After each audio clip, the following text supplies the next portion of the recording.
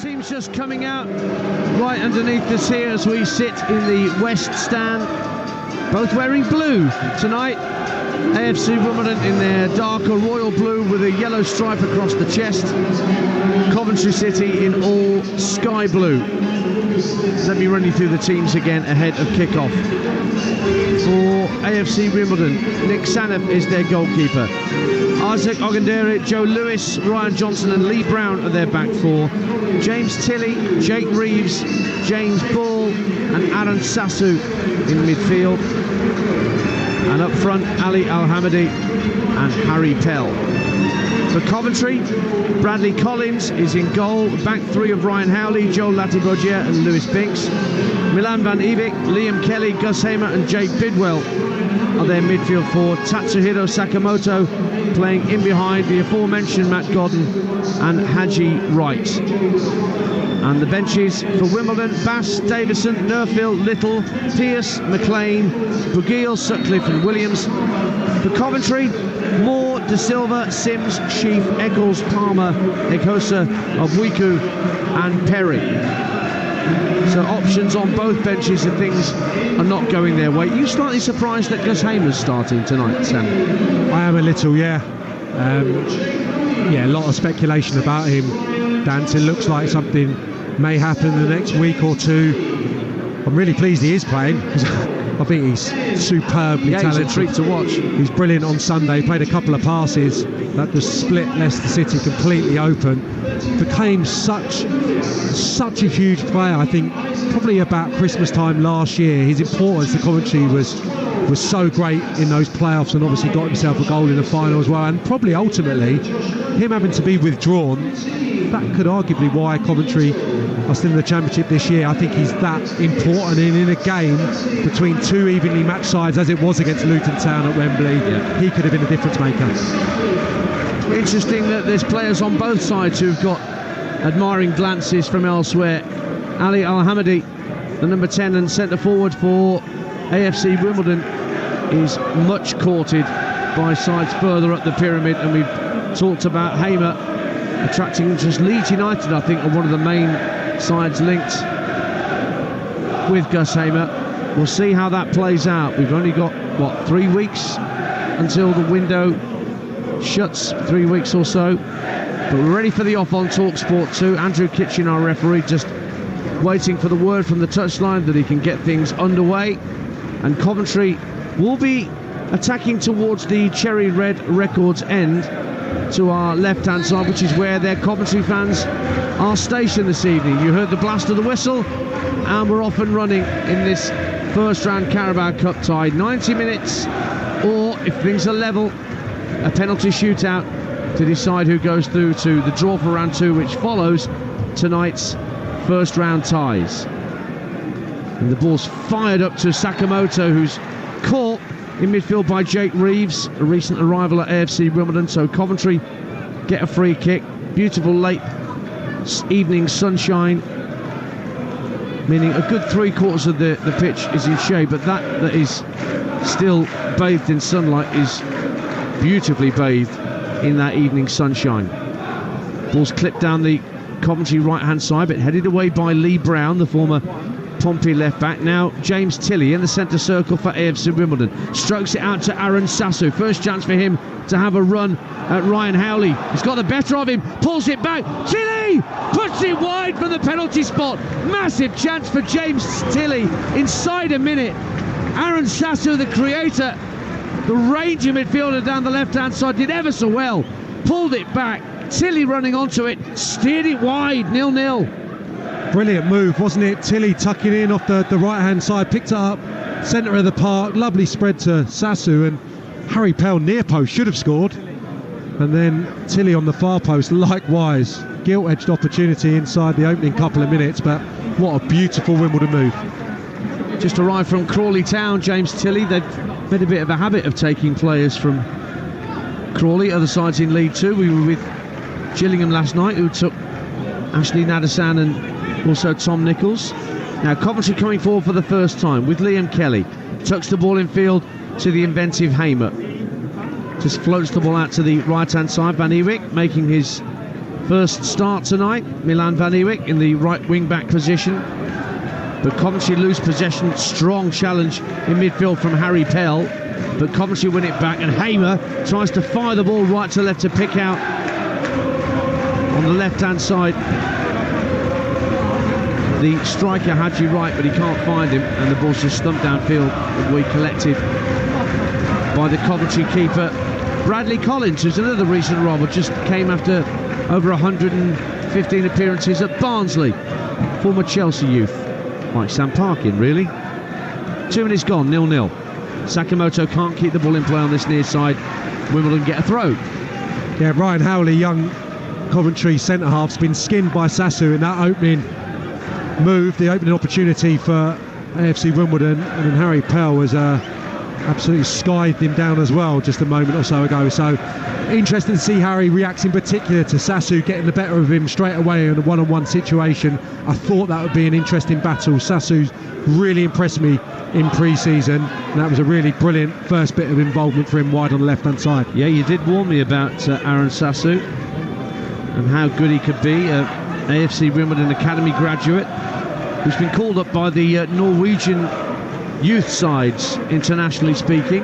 Oh, Sakamoto, the Japanese, bursting through midfield for Coventry, but that's really good tracking back by Al Hamadi to rob the ball off Sakamoto, and then he bursts over halfway. Sasu lays it off to Jake Reeves, and Wimbledon now attacking down their left-hand side with Lee Brown. Sasu goes again, taking Ryan Howley out with him. Once again, dips the shoulder and temporarily gets away from Howley, but he's forced to go back to Lee Brown, and Coventry are just forced to put it out of play for a throw-in on the far side. 0-0 on Talksport 2. Yeah, great opening. Sakamoto's had the ball fired into him twice. Touch has been absolutely immaculate. Little pirouette. If it wasn't for, as you said, Dan, some brilliant hard work from Al Hamadi tracking back, Coventry would have been in business. But great action, and Al Hamadi showing his quality as well, driving his team forward. Yeah, he went through the gears as he ran through halfway with the ball at his feet. Ali Al Hamadi. Ball's out of play. We'll keep you in touch with goals in the other ties tonight. This game's at Bristol City, Cardiff City, Ipswich Town, Leeds United. They're all underway. Burton Albion gets underway at 8 o'clock against Leicester, and Rangers in the third qualifying round for the Champions League. They're at home to Servette, the Swiss side, tonight. That's just got underway at Ibrox as well. So we'll keep you updated tonight on Talksport 2 with all of that. But it's 0-0 with 4 minutes gone at the Cherry Red Records Stadium. It's a bit of a tongue twister, that. Plough Lane is slightly easier. Now, diagonal ball from Gus Hamer, looking to get Haji Wright in the game. Chests it down for Matty Godden, gives it back to Wright. Couldn't get the power behind the shot. Turned inside the area, looked favourite to get a good strong shot in, but just couldn't connect, and made the save very easy for Nick Zaneff. 0-0. I think he should score there, Dance. He just doesn't catch it at all. The positive for Coventry City is the combination between the front two, and they're such a great example of Hamer's quality, because he wants to play forward all the time before the opposition is set. Wimbledon didn't expect it there. Harry Pell works it down the left-hand touch line back to halfway, and it's clipped forward by Ryan Johnson. Coventry win it back, but Pell steps in again, helped out by Lee Brown, but the ball goes out of play for a throw. Johnny Jackson was once a Coventry player. He had a loan spell in late 2003, scored a couple of times actually, scored on his debut against Palace and a winner against West Bromwich Albion, but then he was recalled by his parent club. So he does have something of a connection with the team he's facing this evening.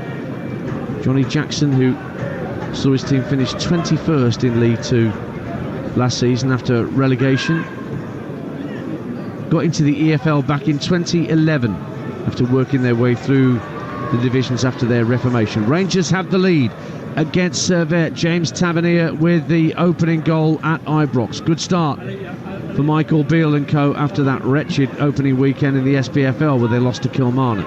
0-0 here on Talksport 2 in southwest London. Jake Bidwell coming forward for Coventry, swings a cross in from the left hand side, but it's behind both Godden and Wright, and it's hooked away by Lee Brown. And Aaron Sasu, this young academy graduate, strides towards halfway, but showed too much of that to Ryan Howley and then fouled Howley, so it's a free kick to Coventry City just inside the Wimbledon half. 0-0. Sam Parkin.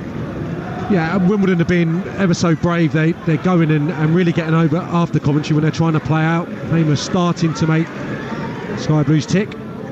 Bidwell with another deep cross, looking for a header from Godden, who was clattered into as he got the header away from Lee Brown. It's only a goal kick in the end, and Godden slowly picks himself up, maybe slightly winded from the fall, but he got underneath there and really couldn't get over the top of it. 0-0. I'm not suggesting that should be a penalty, but it's such clever defending from Lee Brown, and outside the box you probably get that given for a little nudge, just as Matty Godden is prized to head that back in the direction of which it came. Lee Brown just sticks his elbow into Matty Godden's ribs. He'd have felt that. Good opportunity though. Goal kick sent downfield by Nick Sanef, flicked on halfway, and James Tilley was after it. He had the best chance of the opening couple of minutes for AFC Wimbledon. In slides Ryan Johnson, good challenge as well, because Sakamoto was almost onto it. That was a full-blooded challenge by the AFC Wimbledon centre-half. And his partner at the back there, Joe Lewis, another recent arrival, gets it out to Ogunderi, the right back. Now, first time ball from Lewis downfield, beginning to get Al Mohammadi in behind. Al Mohammadi is in behind Latabudje for a moment, but the ball just bounced away from him. And the goalkeeper, Brad Collins, was able to grab onto it. 0-0. Another good example of what AFC Wimbledon can do. They're keeping the ball quite nicely. As soon as a little bit of pressure is applied onto Lewis, just turns it down the side, but it's more than just a punt. That's a good, intelligent ball into the channel, because he knows that Al Hamadi will read that. He's sharp across the ground. Latabudje just about dealt with it for Coventry. He actually defended it really well. Looked like the Wimbledon forward was favourite for a moment. Nearly 9 minutes gone on Talksport 2 here at the Cherry Red Records Stadium. Bidwell again getting down the left-hand side, but the offside flag is up against the former Fulham and Brentford man, so it'll be a free kick to AFC Wimbledon in their right-back position. They won just 2 games in 2023 in the league to go from mid-table to 5 points clear of the drop zone come the end of the season. That's why Johnny Jackson made such large recruitment drives in the summer to bring in the bodies. Coventry lost just one of their last 17 championship games to make 5th spot in the last few weeks of the season and get into those playoffs, where they reached Wembley only to lose to Luton Town. Indeed, their away form was brilliant until they lost at Leicester on the opening day this season. Their last away defeat was in February at West Bromwich Albion. Very good on their travels, Coventry City. But the personnel's changed. At the back, Luke McNally was on loan. He's gone back to his parent club. Carl McFadden being rested tonight. So it's a new look back line for Coventry City. They have a throw just shy of the halfway line for Jake Bidwell to take. Throws it back, and Lewis Binks, one of those new arrivals, on loan from Bologna. Played in Major League Soccer for Montreal a couple of years ago. And he's part of that back three tonight for the Sky Blues. Left back for AFC Wimbledon. Lee Brown gets it up to Sasu, midway point of his own half, but he couldn't keep the ball in play out over on the far side in the east stand, so Coventry take the throw quickly. It's 0-0, 10 minutes gone on Talksport 2. If you're just tuning into our Carabao Cup first round coverage, no goals anywhere else in the other ties. Hamer slides the ball through to the middle. Matt Godden gets his shot away. Good save, Sanev. Had to plunge to his left very quickly. Another exquisite slide rule pass from Gus Hamer right through the middle of the pitch. Godden turned, but only found the keeper. Now Tilley coming away down the other end for AFC Wimbledon. Sends it across behind El Hamadi, and Coventry can clear their lines again this time. Action at both ends. It stays 0-0 though. Yeah, this Hamer, he makes the intervention in his own box there after play, and again, Dance, it's a dream, the pass for a centre forward. I can't tell you how good that is. I was just watching Mark Robbins in conversation with Hamer. He gave the ball away a few moments ago, trying to go a little bit more direct, missing out Sakamoto, the number 10, into right. And Robbins said, just pass, just play, just keep it a little bit, rather than going for the Hollywood pass every time. Gets the ball next time, slides an immaculate through ball. Lovely dummy from Godden that allows Coventry to get in. Sakamoto with a drive, it's blocked by the goalkeeper. Haji Wright was in there as well. Comes out to Bidwell, left-hand corner of the box. Hamer urged to shoot by the Coventry fans behind that goal to the left, but instead he rolls it to the corner of the box but in slides Lee Brown to keep it away from Van Ewijk, and then a foul on Harry Pell as the ball hits the back of the net, courtesy of Liam Kelly, but that won't count. The whistle had long since gone. But Sakamoto saw his shot at the near post blocked by the keeper. Stays 0-0 on Talksport 2. They're looking so dangerous. The slickness of Hamer, and obviously having the dual strike force doesn't always go with two up front, Mark Robbins, but tonight they're looking to strike up a relationship, and already they've combined really well, Godden and Wright. And Sakamoto, yeah, is a different proposition altogether. I've not seen Coventry play with a 10 of this kind of ilk since Callum O'Hare's injury, so really exciting. Al Hamady tries to get onto a flick on from Harry Pell as AFC Wimbledon try and attack down the other end of the field, but it comes to nothing. 12 minutes gone.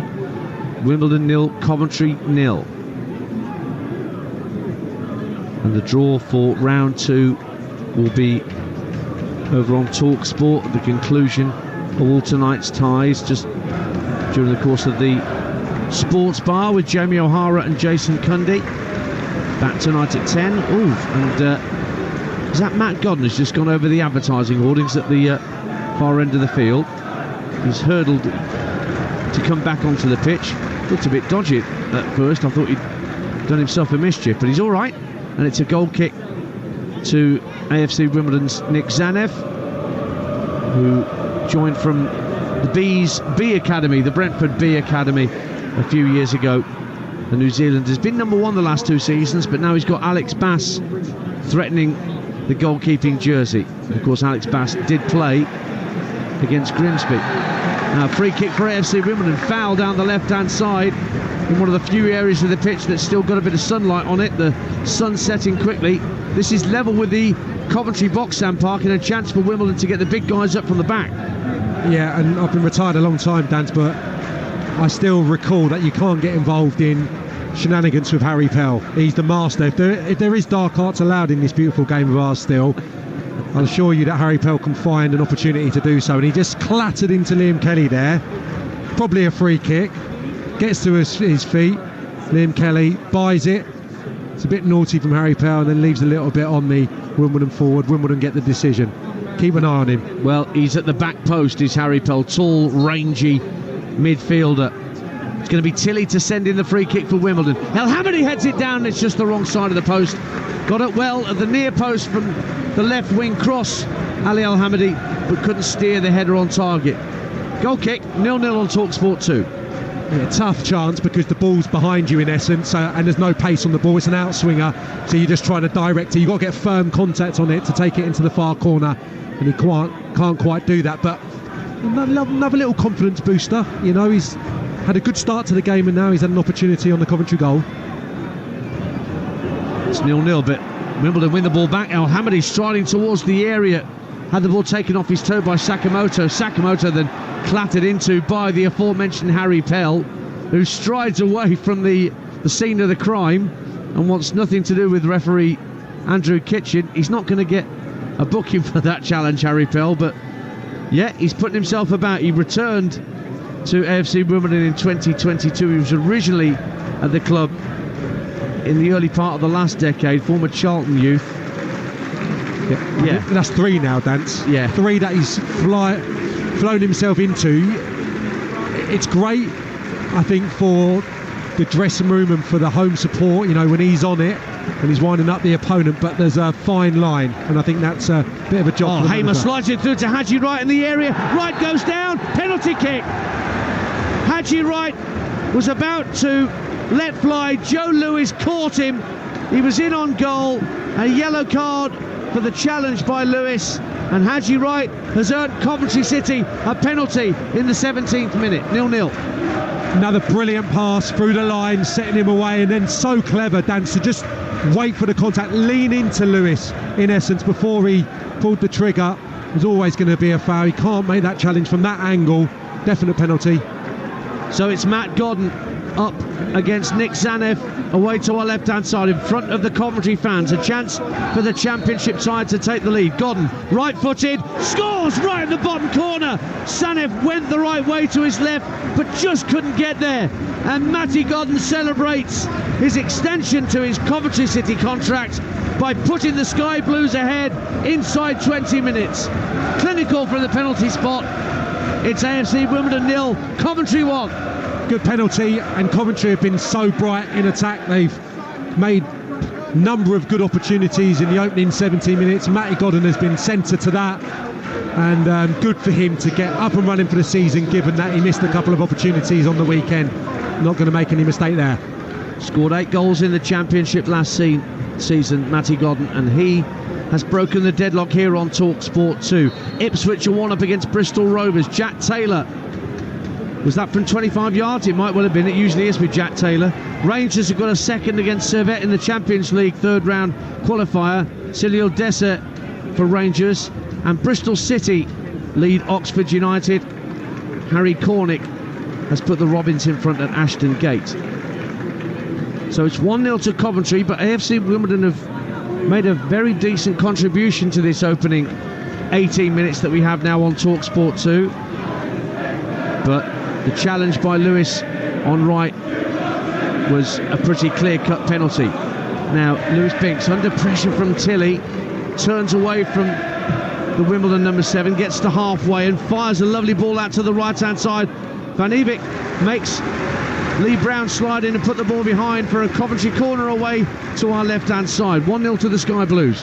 Lovely switch. Probably Van Ebeek's touch should have been a little bit more assured. Shouldn't have given Lee Brown the opportunity to come in and make the challenge. The threat from Coventry's come through central areas so far. Those lovely slid passes between full-back and centre-half. That's got Coventry players in, essentially running in on goal. It's been a real feature of the opening 20 minutes, and that 3v2 in the midfield probably problematic for the Dons. Hamers drills in the corner just over the head of Haji Wright, who was trying to get onto it at the near post. It's out of play for an AFC Wimbledon throw. That was the voice of former Luton, Swindon and St Mirren striker Sam Parkin. Alongside me, Ian Danter here at the Cherry Red Records Stadium. There are a few interested spectators in the flats opposite, sitting in their Juliet balconies, seeing what's going on. I believe one of our Talksport producers owns or rents one of the flats opposite there. He's a Leicester fan, so I'm not sure he's necessarily that happy to be watching AFC Wimbledon. There's no flats around the King Power, so got no choice. What an evening for it up there, dancing. If I wasn't sat here with you, that would be it, wouldn't it? Nice continental lager.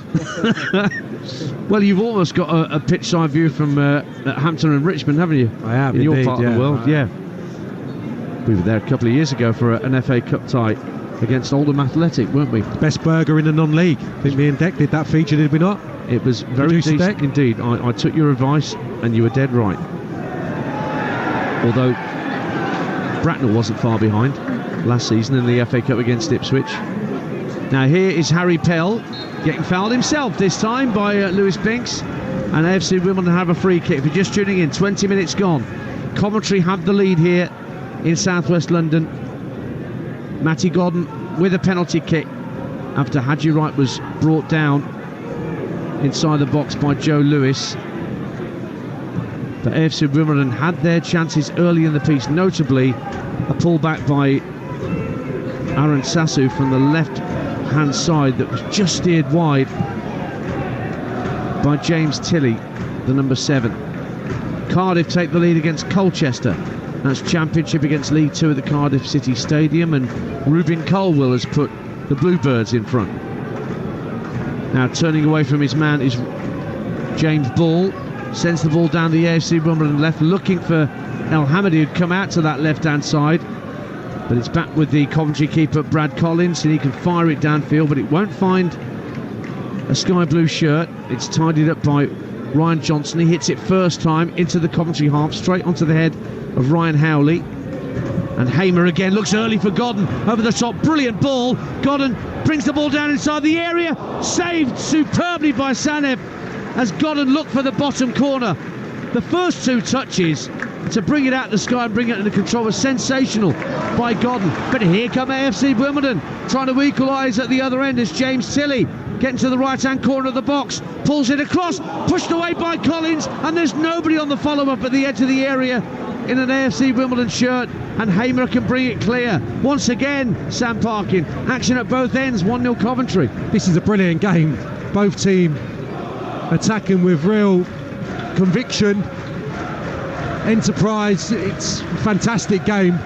Once more, Hamer just showcasing his range of passing. It's Paul Scholes-esque, isn't it? It is, and he's just found Sakamoto, who indeed finds Bidwell out on this left wing, down to the byline, pulls the cross into the near post.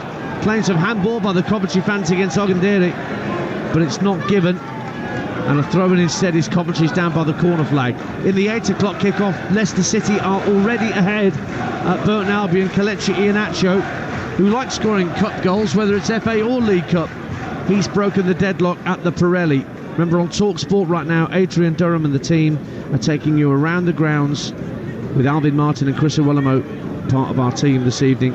All the goals as they go in from all tonight's football. But here on Talksport 2, our concentration is firmly on events here at the Cherry Red Records Stadium. Midway through the first half, it's AFC Wimbledon 0, Coventry City 1. Matt Godden's penalty in the 17th minute.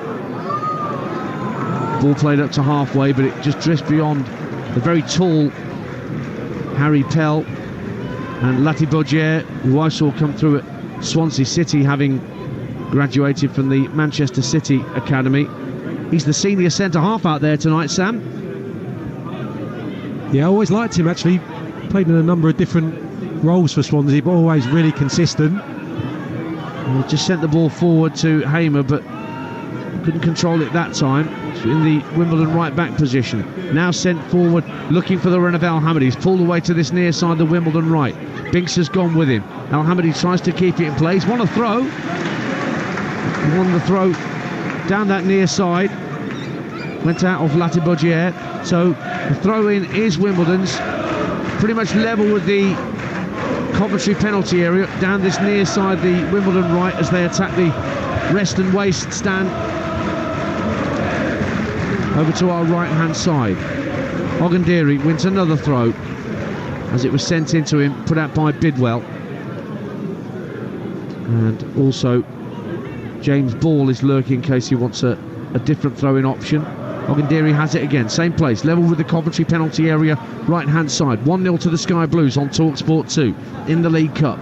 Ogundere needs a target, and Ball is making that run down the right-hand side, but across comes Binks and volleys it out of play. So AFC Wimbledon have another throw. This one's closer to the corner flag though, on this near side, the right. Not much movement though for Ogundere when he's got the ball in his hands, Sam Parkin. No, a little bit statuesque. Obviously just trying to build it on the right hand side. They've got good power, good height, good physicality. AFC Wimbledon, especially on that far post as we look, so need to try and get the ball in. Now Kelly goes down under pressure from Tilly, but no foul, says the assistant. Looked like a foul to us, but it's an AFC Wimbledon throw. Kept in play on this near side by Ogundere. Tilly and Ball also combined. Looking for Harry Pell, trying to back into his defender, right hand side of the area. Digs out across, it's too high for Al-Hamadi and for Sassu, but then Al-Hamadi again works incredibly hard to try and win the ball back, and then he's helped out by Jake Reeves, who schemes away on the halfway line and sends it out to the left-hand side. Plays a lovely 1-2 with Al-Hamadi. Now Sassu getting away down the left-hand side of the box for Wimbledon. Pulls the ball across, out behind for a corner kick to AFC Wimbledon, away to our right-hand side. 1-0 Coventry. Yeah, and you're right to highlight that endeavour of Al-Hamadi once more. Rushing back and helping out. Nice clean feet as well, linking the play with Reeves, and gives the opportunity to get Sassu one-on-one in the wide position. Coventry just had the box well stocked on that occasion to be able to thwart the advances of AFC Wimbledon down the left. So it's Jake Reeves going over to take the corner. Just rejoined after a couple of years at Stevenage. Jake Reeves, former Tottenham youth player. It's going to be a right-footed in-swinger over on the far side of the field from us for Jake Reeves, for AFC Wimbledon. Clips it into the near post, headed out strongly by Matt Godden, the goal scorer for Coventry tonight. They lead by a 1-0. Now it's clipped in field by Reeves to Sassu. Lovely turn, left-hand side of the box, gets to the byline, pulls it across, and again there's a Coventry player there. This time it's Latibogier to put it out of play for a throw, but Sasu, this young 19-year-old academy graduate, looking lively. Another cross into the box, drops to the far post. El Hamady just couldn't get it under full control. He's still got it at his feet though. Right-hand corner of the penalty area. Lays it off for Tilly. Tilly looking to take on Bidwell. Once but twice. And then he's brought down by Bidwell, was he? And he's actually handled the ball. He looked imploringly at the assistant. Didn't get the decision. And now he's going to be booked because he's thrown the ball away, James Tilly. And that's indicative of the new directives that referees have been given, Sam Parkin. Throwing the ball away, kicking the ball away. Yeah. Gamesmanship, you get booked for it. It's a yellow card. I've got sympathy for him because it is a foul. What does for him is he goes down a bit theatrically. He does, Jake Bidwell. Nice little bit of feet onto his right foot on the outside. Definite free kick, in my opinion, but went down a bit too theatrically, and that's probably why the referee called it for a dive. Wrongly so, I reckon. But yeah, yellow card for dissent. 27 minutes has absolutely flown by here at the Cherry Red Record Stadium. AFC Wimbledon 0, Coventry City 1 on Talksport 2. Hamer again, he's got eyes in the back of his head. He's looking for Van Evik down the right hand side. He can't keep it in play. But he's ruined it now, Dance, because I was about to say I want someone to clip up the first 25 minutes of this game, Gus Hamer, honestly, and stick it on YouTube. He's played 5 or 6 incredible passes. I don't know what he'd be like to manage, because sometimes he goes wandering. A few minutes ago he was almost with us, Dance, on the left hand side. Yeah. He's playing holding midfield, so sometimes I think you've just got to let someone go free. I don't imagine he's too keen on getting in the gym probably, or doing the extra sprints, but just a free spirit. Beautiful footballer. It's been so good. Sasu tries to fire the ball down the left hand side of the area for Pell. Brilliant foot in by Ryan Howley on his first Coventry start to divert it out for a throw down by the corner flag. I can tell you that Shrewsbury are in front at Leeds United. Taylor Perry has put the Shrews in front at Ellen Road, and Wimbledon have a throw down the left hand side about 10 yards from the corner flag. It's guided down for Lee Brown to try and send a cross into the box. Harry Pell at the far post heads it back across the face of goal. Might drop for Tilly again. Oh, he just couldn't control it. It just bounced off his head, and 2 Coventry players just hacked it clear. It is a throw again to Wimbledon on this near side. Coventry lead by 1-0. Yeah, really important that they've responded in this manner. Dance actually came really back into the game now. Could have lost a little bit of confidence having conceded quite early. There's Ryan Johnson just lofting a ball down the right hand side for Harry Pell to chase, and he goes down slightly theatrically, doesn't get the decision. Sort of went down like a falling oak tree, didn't he? And didn't get the foul from the referee, Mr. Kitchen. And instead Sasu wins the ball back and actually hits the ball against Van Ewijk to give Wimbledon a throw on halfway. Was that a foul for you, Sam Parkin? No, it's more of a dive than what we saw from Tilly a few minutes ago, isn't it? Yeah. So he's fortunate to escape there. It's great, him and Kelly. Keep an eye on it, Dance, Pell and Kelly. Kelly is on him. He's saying he's diving, he's kicking people. Is Hadji Wright having a go for goal? That's out the stadium. I think that's landed in Jake Watson's luxury penthouse flat, one of our Talksport producers who lives round here. Half an hour gone. 1-0 to Coventry City, but 1 ball lost. Yeah. Not the best effort. Should have just taken it under his spell, waited for options. He's been bright, like the movement. You know, some of Gus Hamer's passing has been immense, but also the movement of the front 2, brilliant. Godden, not quick by any stretch of the imagination, but the little movements towards the ball and then spinning. And I think sometimes Hamer's got his head down. He knows the type of movement, the type of supply that Matty Godden preys on. Here we go again, look. Yeah. Here we go. Harry Pell and Liam Kelly clashing inside the Coventry City half of the field, but the Sky Blues come away with the ball. Hamer again, looking to drill the ball out along the deck to Sakamoto. First time ball slid down the left-hand side of the box for Bidwell. Bidwell spots Kelly in space, approaching the left-hand corner of the area. He lays it off to Hamer in the centre of the half. Hamer's going to go for goal, and it's pushed out by Sanev, and Lee Brown will get to the ball first and clear the danger for AFC Wimbledon. Hamer got a bit tired of trying to assist people, thought he'd go for goal himself. Now El Hamady charging away at the other end. He's got 3 Coventry players round him, finally goes down at the edge of the area and gets nothing from the referee and thumps the turf in frustration as he doesn't get the decision. 1-0 Coventry. That's a shame. He's such a graceful mover, isn't he, when he gets up to full speed? Looked like he was in there. I think Howley just about did enough right there. Well, he certainly did enough. He just leant into the AFC Wimbledon forward. I think that was good defending. Hamer again on the halfway line for Coventry City. Plays a shorter pass this time to Kelly. And he plays it further out to this near side of the left and Jake Bidwell. Bidwell up against Ogundiri. He's got support from Sakamoto. Now Godden's come short. Godden has got the only goal of the game from the penalty spot, but Harry Pell wins it back, slams it downfield looking for El Hamadi. Good challenge from Latibaudier to keep it away from El Hamadi, but the long ball downfield straight intended for Haji Wright was picked off by AFC Wimbledon. Bristol City 1, Oxford United 1. Billy Bowden wants of Bristol Rovers. God, he's had some injury problems over the last couple of years, Billy Bowden, but he's equalised for Oxford at Ashton Gate. Don't forget the Talksport breakfast show back in the morning when you wake up. It's Alan Brazil and Gabiak von Lahore manacled together once again, and their guests will include Campbell Hatton, son of Ricky Hatton, football writer Jamie Jackson, ahead of the Manchester Club's weekend. That's from 6 o'clock in the morning. And if you want something different, Chris Evans on Virgin Radio from 6:30. You can listen to Virgin Radio on DAB or download the app. Back here at the Cherry Red Record Stadium, 12 minutes to half-time. Coventry lead by a goal to nil, and they've just won a free kick. Sam Parkin alongside me. Tatsuhiro Sakamoto brought down about 25 yards out. Yeah, I'd imagine Hamer will fancy this one. Sakamoto's not really been heavily involved last 10-15, but what he has done when they have been able to get the ball into him, he looks like a player. Fleet of foot, really nice balance. It's a bit David Silva about him, getting between the lines, all left foot.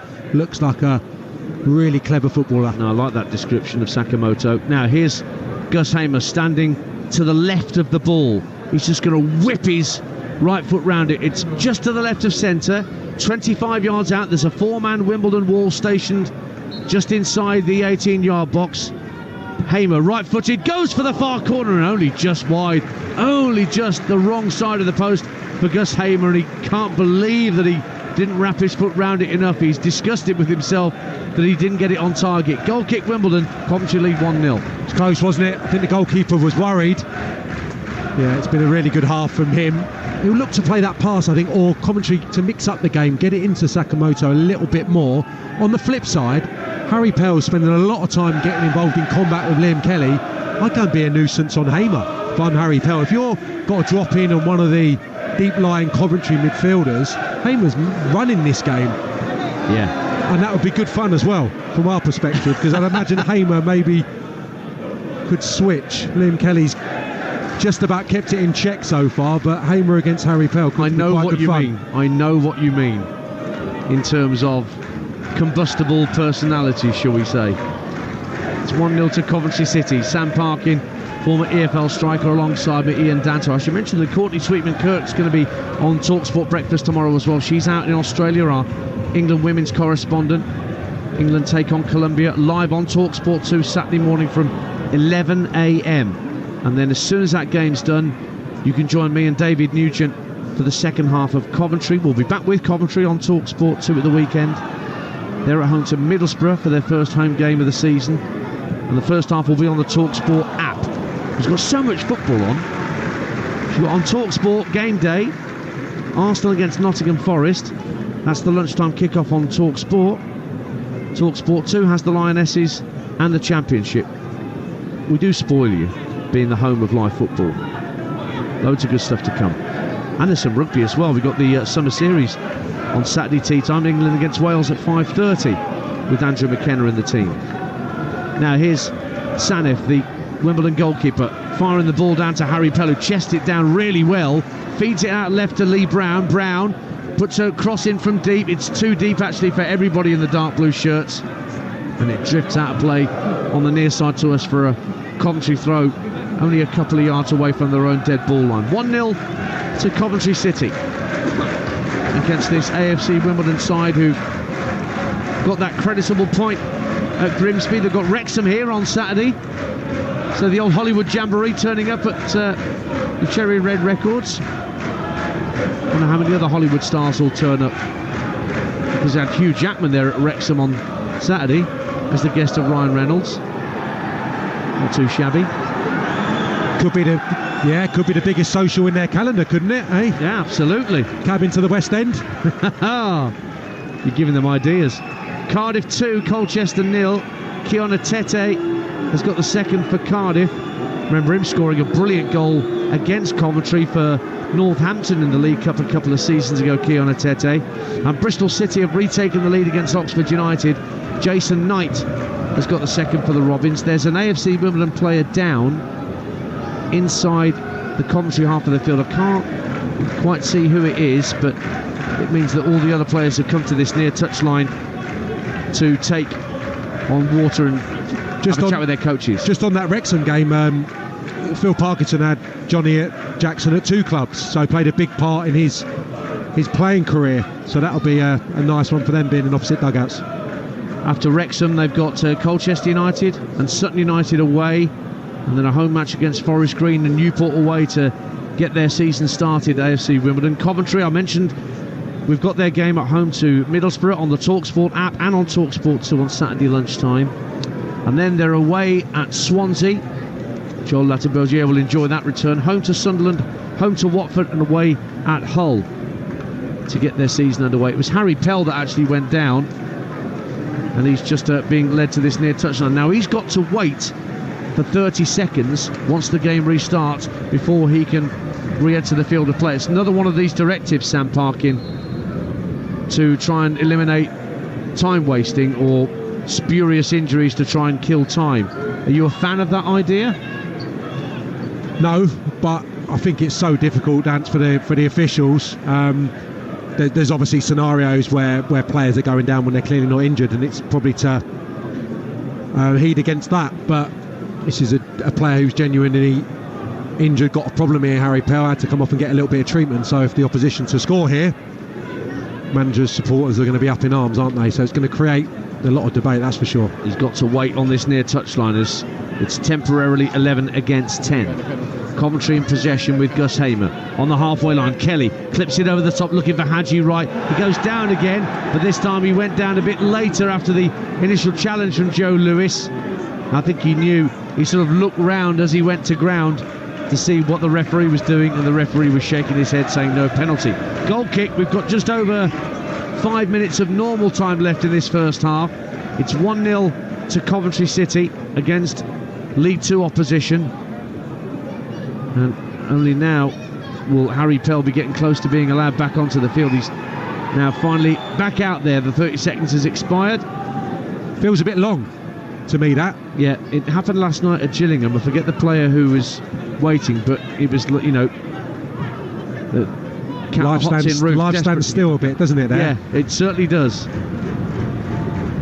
1-0 to Coventry City. They're in possession with Liam Kelly. Out on the far right-hand side, Ryan Howley strikes it infield for Latibergier. Howley, 19 years of age, born in Nuneaton. He's been at Coventry since he was 6 years of age. Now, Bidwell for Coventry. Lovely ball from the left-hand side into the area. Good defending by Ryan Johnson, though. Heads it almost back out to where Bidwell was stationed, and he forces Ogundiri to put the ball out of play for a Coventry throw deep in Wimbledon territory, down the Coventry left. 1-0. Thrown in by Bidwell for Binks.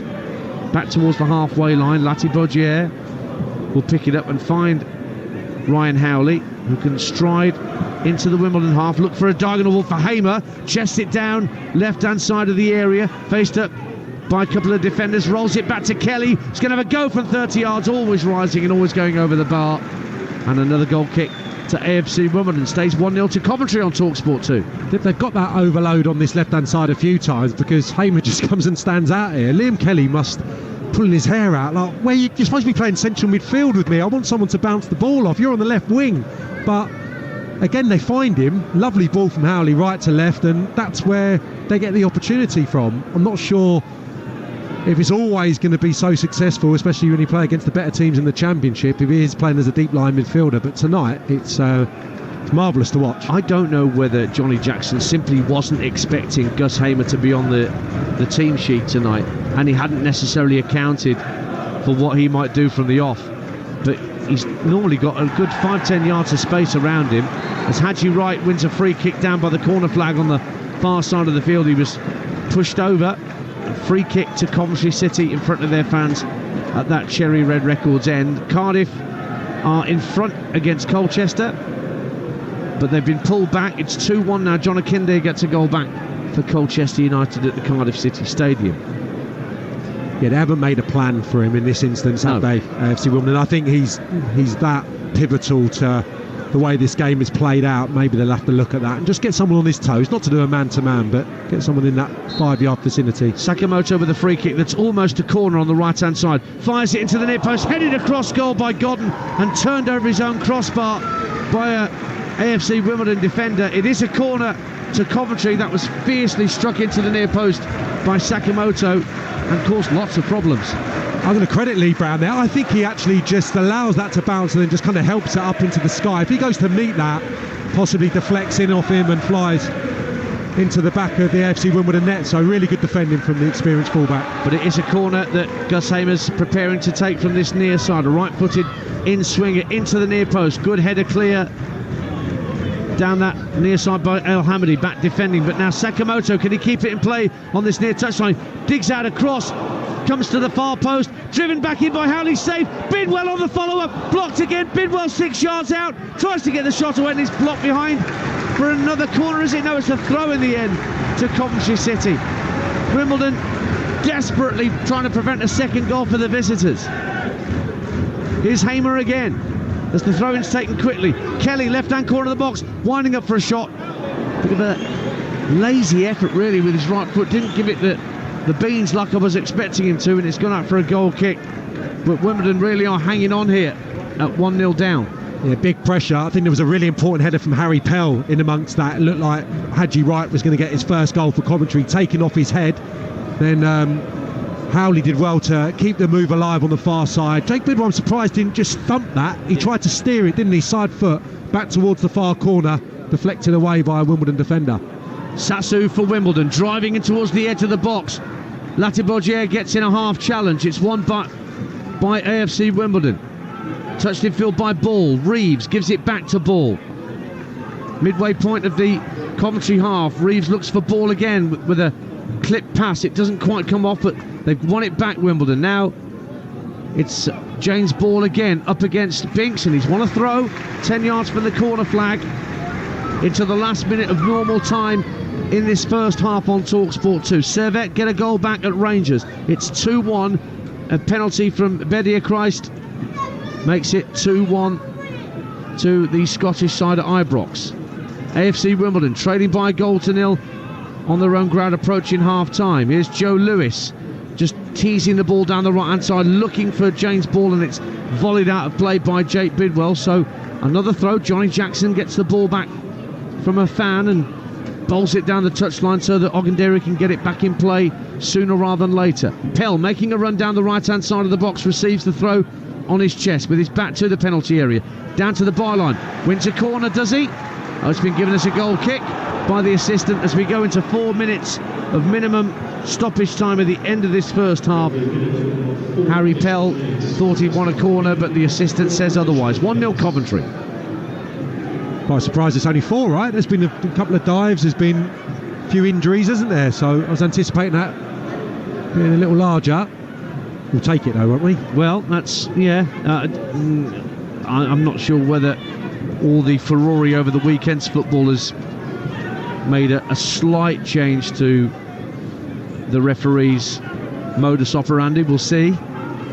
4 minutes to the end of this half anyway, which we're into now on Talksport 2. Coventry looking to preserve that 1-goal lead, maybe add to it by the break. Long ball downfield by Sakamoto, just over the head of Godden, and Bidwell does well to keep it in play down on this near touchline. Haji Wright elects to go back to the halfway line, and Binks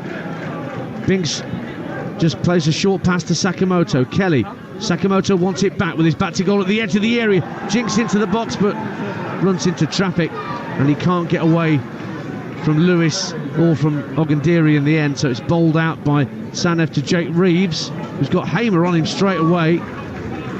Colchester have equalised for a second time at Cardiff. It's 2-2. Joseph Taylor makes it 2-2. Now El Hamadi will chase after the ball. Can he keep it in play on this right-hand side? He will. Down by the corner flag for AFC Wimbledon. couple of step overs, gets inside the area, tries to wrap his left foot round it, cross to the far post, and it's headed just over the bar for a goal kick to Coventry City. I think it was James Tilley at the far post who couldn't quite apply the finish. No, it was Lee Brown in actual fact who tried to get the finish, but just got underneath the header, Sam Parkin. Goal kick Coventry. Yeah, it was Harry Pearl, wasn't it, with the searching ball for El Hamady. Probably wanted that to take in on goal himself. El Hamady ended up going quite wide on the right hand side. It was definitely a shot when he came infield on his left foot. And well done Lee Brown, actually, almost getting inside the far post, or just outside, to try and steer his header goalwards. Probably the best chance they've conjured since that early Tilley opportunity. But it is 1-0 to Coventry. Sassu, he's taken out on the halfway line by Van Ewijk, and that's a yellow card for Milan Van Ewijk on his debut, and that's a very easy decision for the referee to make. 1-0 to Coventry. Yeah, good play again from Sassu. He's been really exciting down the left-hand side. Invariably, he's beaten his man. He's been able to get into the box on quite a few occasions, just not had that end product to match the rest of his game, but that was excellent. I beg your pardon, it was Howley that got the yellow card, not Van Ewijk. Here's Sassu for AFC Wimbledon. We've played nearly 3 minutes of the minimum 4 that have been added on. Lee Brown sends the ball into the Coventry box. It's half cleared. Wimbledon won't get there first. Hadji Wright did get there first, and he was just caught by Ryan Johnson. He just got to the ball marginally in front of his opponent and has stayed down Hadji Wright. Coventry have a free kick and they lead by a goal to 0 on Talksport 2. Yeah, a few of the AFC Wimbledon fans away to our right complaining about that. That's a foul. It's just sharper Hadji Wright across the ground. Johnson just... he wasn't favourite, was he? No, he wasn't at all. That was really bright forward play. Getting across, nice and sharp, and definite free kick. To be taken by Lewis Binks. We'll work it back to Latibogia. Binks has it again. Edging towards half-time here on Talksport 2, your home of the EFL, home of the Carabao Cup, home of so much live football. Bidwell looking for Hadji Wright, who gets to the byline, left-hand side, tries an early cross, but it was dealt with well by Joe Lewis. He in turn fires it downfield, but the referee blows the whistle for half-time, and Coventry City, who've fallen at the first hurdle a couple of years in a row in the Carabao Cup, find themselves in front at the break, courtesy of a Matt Godden penalty in the 17th minute. That after Hadji Wright making his first start for the Sky Blues had been brought down in the area by Joe Lewis. Just before that, in the opening stages of the game, James Tilley had an excellent chance to steer AFC Wimbledon in front from a pullback from the left from young Aaron Sassu, but Tilley put the ball the wrong side of the post. They've had their moments coming forward, AFC Wimbledon, but Gus Hamer has put in a quite irresistible performance in that first half of Coventry, and he's just one of the reasons why the Sky Blues have looked good for large parts of this half. Sam Parkin. Oh, it's been a brilliant game, been an excellent game, both teams going at it. I don't know if it's this time of year, the pitch perfect, players look fit on both sides, and I thought Coventry's attacking play has been sumptuous at times. Gus Hamer, the main reason for that, his passing in the early part of the half was absolutely phenomenal. Always looking to play forward, always looking to set his centre forwards, not wide, not into the channels, in on goal, trying to penetrate every time he's on the football. So it was an absolute joy to watch, and yeah, they probably should be more goals in this game, and that's a credit to AFC Wimbledon, who have not shirked anything going forward as well. They've shown some really good moments. Sassu and Tilley in the wide positions. The physicality of the front two's been problematic for Coventry as well. So all in all, I said tongue-in-cheek that I was glad it was 4 minutes. I could have watched more of that. That was an excellent half. We said in commentary about whether Johnny Jackson had actually bargained for the idea that Gus Hamer was going to play tonight. Do you think they might have a different way of setting up the second half, assuming that Hamer stays out there to try and deal with him better? Well, he would have imagined he'd have played higher because of the weekend, maybe. So I don't know. He's been really important. Everything's gone through him. Like I said in the commentary, he's a free spirit. So he's not just sitting in front of the back three, and being a quarterback. He is roaming all over. I don't think you have to change your shape necessarily. You just need to get someone who's in the vicinity, cutting off the passes. And that man's probably Harry Pell, because they're outnumbered 3v2 in there. So if Pell just drops a little bit deeper and becomes a nuisance, maybe they can stem the flow somewhat. But he's that good and he's that flexible in his starting positions. It's very hard. It's probably a case of having to pass him over to your teammates, and communication therefore is probably more key to one individual doing the job. It's been a terrific first half. Myself and Sam Parkin have really enjoyed bringing it to you. Full second half commentary to come. You'll also hear in the next few minutes from the Premier League's chief exec Richard Masters talking about time wasting, which we discussed in part during the course of our commentary, and I'll keep you updated with all the scores elsewhere in tonight's football. But at the break, here at the Cherry Red Record Stadium, it is AFC Wimbledon 0, Coventry City 1. On DAB+, online, via the Talksport app, and on your smart speaker. The League Cup live on Talksport 2. Game day. The goals are calling. This Saturday. Exclusive kick-by-kick commentary of Arsenal versus Nottingham Forest. Coverage from 11, kick-off 12:30. On Talksport. Calling all McCrispy lovers. Your favourite chicken burger has been remixed with delicious smoky bacon, hot and spicy mayo, and a caramelised onion relish. As if you didn't love it enough already. The McCrispy Deluxe. It's your favourite chicken remixed. Available until the 5th of September, served after 11 a.m, subject to availability. At B&Q and Trade Point, building just got cheaper. We've lowered prices on essentials like 25 kilo multi-finish plaster, was £9.94, now just £9.40. Plus, if you've trade loyalty discount, you'll get this on top. Shop in-store or online. Find us at B&Q or at tradepoint.co.uk.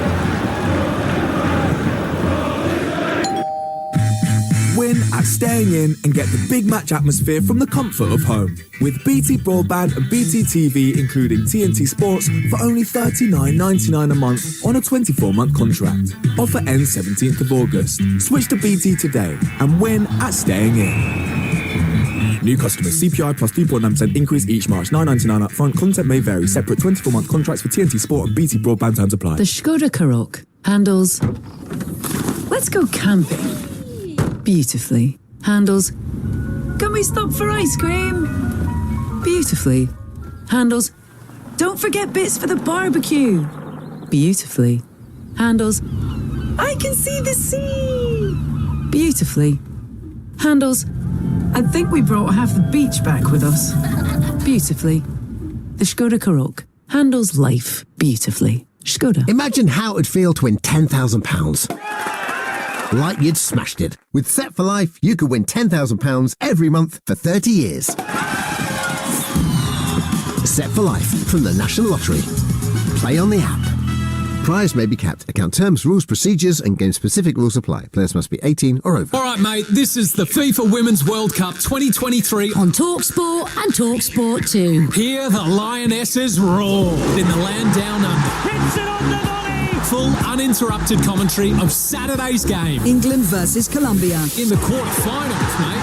Live on Talksport 2. It's job done for the Lionesses. Coverage from 11. Kick-off at 11:30.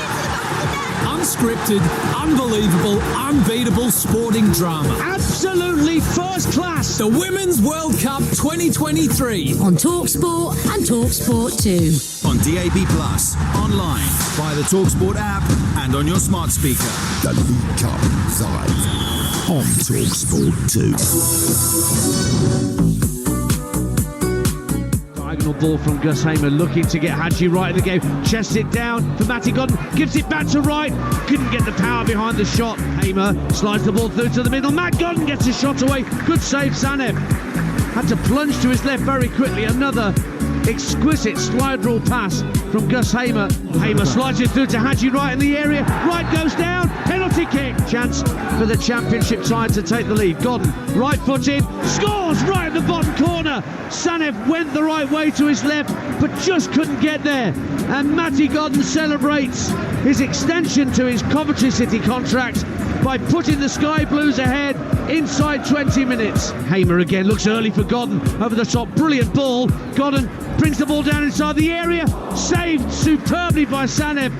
has gone and looked for the bottom corner. The referee blows the whistle for half-time, and Coventry City, who'd fallen at the first hurdle a couple of years in a row in the Carabao Cup, find themselves in front at the break, courtesy of a Matt Godden penalty in the 17th minute. And that's the scoreline here at the Cherry Red Record Stadium. Ian Danta and Sam Parkin with you on Talksport 2. AFC Wimbledon 0, Coventry City 1. Full second half commentary to come. Busy old time at this time of the season as competitions get underway and our live football coverage gets underway across the Talksport network. And we've got some major changes coming.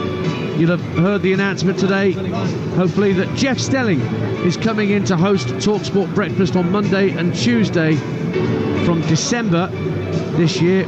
Welcome to Jeff. Alan Brazil will do Wednesday through to Fridays from December. Henry Winter and Sean Custis will host Sunday edition every Sunday from 9 till 11, going through the stories from a press point of view. And Alan Pardew will co-host a new phone-in show on Sundays between 6:30 and 9. Danny Rose is also joining the Talksport punditry team this season, and we're also bringing you loads of football. The Premier League starts on Friday night. Burnley against Manchester City is our commentary offering for you, live and exclusive on Talksport, with Adrian Durham, Jim Proudfoot and Andy Townsend, your commentary team, up at Turf Moor. And with the Premier League in mind, let's hear from their Chief Executive, Richard Masters, ahead of the start of the new top flight season on Friday night on Talksport. One of the new rules introduced this season is the longer period of added time, which was brought in to combat time wasting. Masters has been speaking with Talksport's Hugh Buzencroft. He began by giving his thoughts on the new rule. They're coming from FIFA. So FIFA via IFAB have given guidance that they want to see what happened in the World Cup now played out through domestic competitions, which is for referees to take a more literal approach to time added on. And what they really want to see is the time played actually improved. The Premier League's on average about 98.5 minutes. So 100-minute matches aren't that much of an adjustment, if you like, with 55 minutes of playing time. So we want to see that playing time going up. We want to see a sensible adjustment to it, but also we're looking at cracking down on the sort of causes of time wasting, if you like. So expect to see more players booked if they kick the ball away at free kicks, if they stand in the way of it, if they take over a minute to take a throw in with 10 minutes to go, if they're 1-0 up. Those things will be penalised, and that time will be added on, which is why you're going to see slightly longer games. I said I hope it's a sensible adjustment, and that fans take to it, because in the end, we want fans to enjoy watching Premier League matches. Can I ask you about the Saudi Pro League, making big headlines at the moment, huge names in football moving there, massive investment as well. Do you see them as a possible future threat to the popularity of the Premier League? I've been asked this question a lot, and I think it's too early to say, really. At this moment in time, I know how difficult it is it's a very competitive world running football competitions. There's a huge struggle for eyeballs across the world, and it's not just about players and managers. A whole host of things goes into creating a competition that people want to buy into, want to follow, want to pay money to subscribe to, want to pick a team and support them for life. That's what we want of the Premier League. The Premier League stands on the history and traditions of 150 years of league football in this country. We're selling out 98.7% of tickets. We've got home and away fans. We've got that sort of unique atmosphere and fast-paced football. And here we are at Brighton watching the under-21s play. It's a blend of the best stars and also homegrown talent that goes into making all the ingredients to make a really enticing league. So I think it's a really hard journey for anyone to propel it by mere expenditure alone. And obviously the Premier League is a £6 billion economy, and all that money gets reinvested back into the competition on and off the pitch. And all strong competitions in the end need revenue streams, not just cost bases. But obviously Saudi Pro League clubs are entitled to buy players like any other club. That's Richard Masters, the Premier League Chief Executive, chatting with Talksport's Hugh Buzencroft about a number of things. First, Sam Parkin alongside me here at AFC Wimbledon about the Saudi Pro League and what it might or might not do. Isn't that ironic that a few Premier League commentators and pundits are bemoaning the launch of the Saudi Pro League when it's the vital bit, the idea that big name players came to the Premier League at other European leagues' expense, and now players are going to the Saudi League at the Premier League's expense. Yeah, it seems to be the case, doesn't it? I've heard a few people talking about, obviously Serie A was the place to be, wasn't it? Probably in the 80s, 90s, even early 90s. So it's changing, and I think his sentiment there is the right one. It's too early, isn't it, to gauge exactly what it's going to mean for the Premier League. Certainly, I think, grabbed my attention for a number of reasons. Even Ronaldo going there at the moment, that may change if the quality's there and the broadcast strength is there as well. Is there if a broadcast deal exists in this country, one of the terrestrial television stations picks up the rights to the Saudi Pro League, that could make things interesting, couldn't it? But then that's even more live football on your television screen. I certainly haven't got the time to take on another league. It's a job enough keeping across four leagues, but yeah, I mean, lots of broadcasters have tried it, haven't they, with Serie A, and we can get good access to French football, Bundesliga, and people are massive fans of those leagues. So, our producer Scott back at Bases reminded me DAZN has picked up the Saudi Pro League. There you go. So we'll see if it takes off. The calibre of the player is certainly good, and it's probably a bit of a concern for the Premier League. Remember Oscar going over to China, though, as another side point. That was supposed to be the making of that league, and Oscar was 26, I think, at the time going over, and he thought that was He's still there, isn't he? Or he might have stayed there for a very long time. You think that's a game changer? I've got friends of mine that have gone and played in the Thai leagues, in the Indian Super League. Never really happened for those countries, so we'll wait and see. Premier League back on Friday night. We mentioned Burnley, Manchester City, also Arsenal, Nottingham Forest Saturday lunchtime, also on Talksport. Our first 3 p.m. Talksport 2 Premier League commentary on Saturday comes from the Vitality Bournemouth against West Ham. Wonder if James Ward-Prowse and Harry Maguire will be West Ham players by the time that game rolls around. Would that be 2 good signings for you, Sam, for West Ham, if indeed Ward-Prowse and Maguire are brought in? I think so. I think no one would have a go at James Ward-Prowse, what he's given Southampton in the Premier League. So consistent, and it's a tough conversation, isn't it? I think obviously the financial aspects are going to dictate, but for Russell Martin to say, give us another year in the Championship, that's not a conversation worth having, I would suggest, because James Ward-Prowse needs to be playing at the top level, more than capable, showed his class in that opening Championship game, and I think he goes into West Ham and improves them no end. And Maguire feels like it's been too long. He needs a fresh challenge now, needs to play regularly, and hopefully he can continue in the same vein that he's always shown for England, which has been exemplary. And also Gary O'Neill appointed as Wolves manager today. His first game in charge will be live on Talksport on Monday night at Old Trafford against Manchester United, and indeed a week on Saturday I will be at Molineux for the Talksport 2 3 p.m. commentary for his first taste of home football. Gary O'Neill at Molineux against Brighton. Just quickly, the players are back out here. Is that a sensible appointment from Wolves if we leave aside the whole Lopetegui soap opera?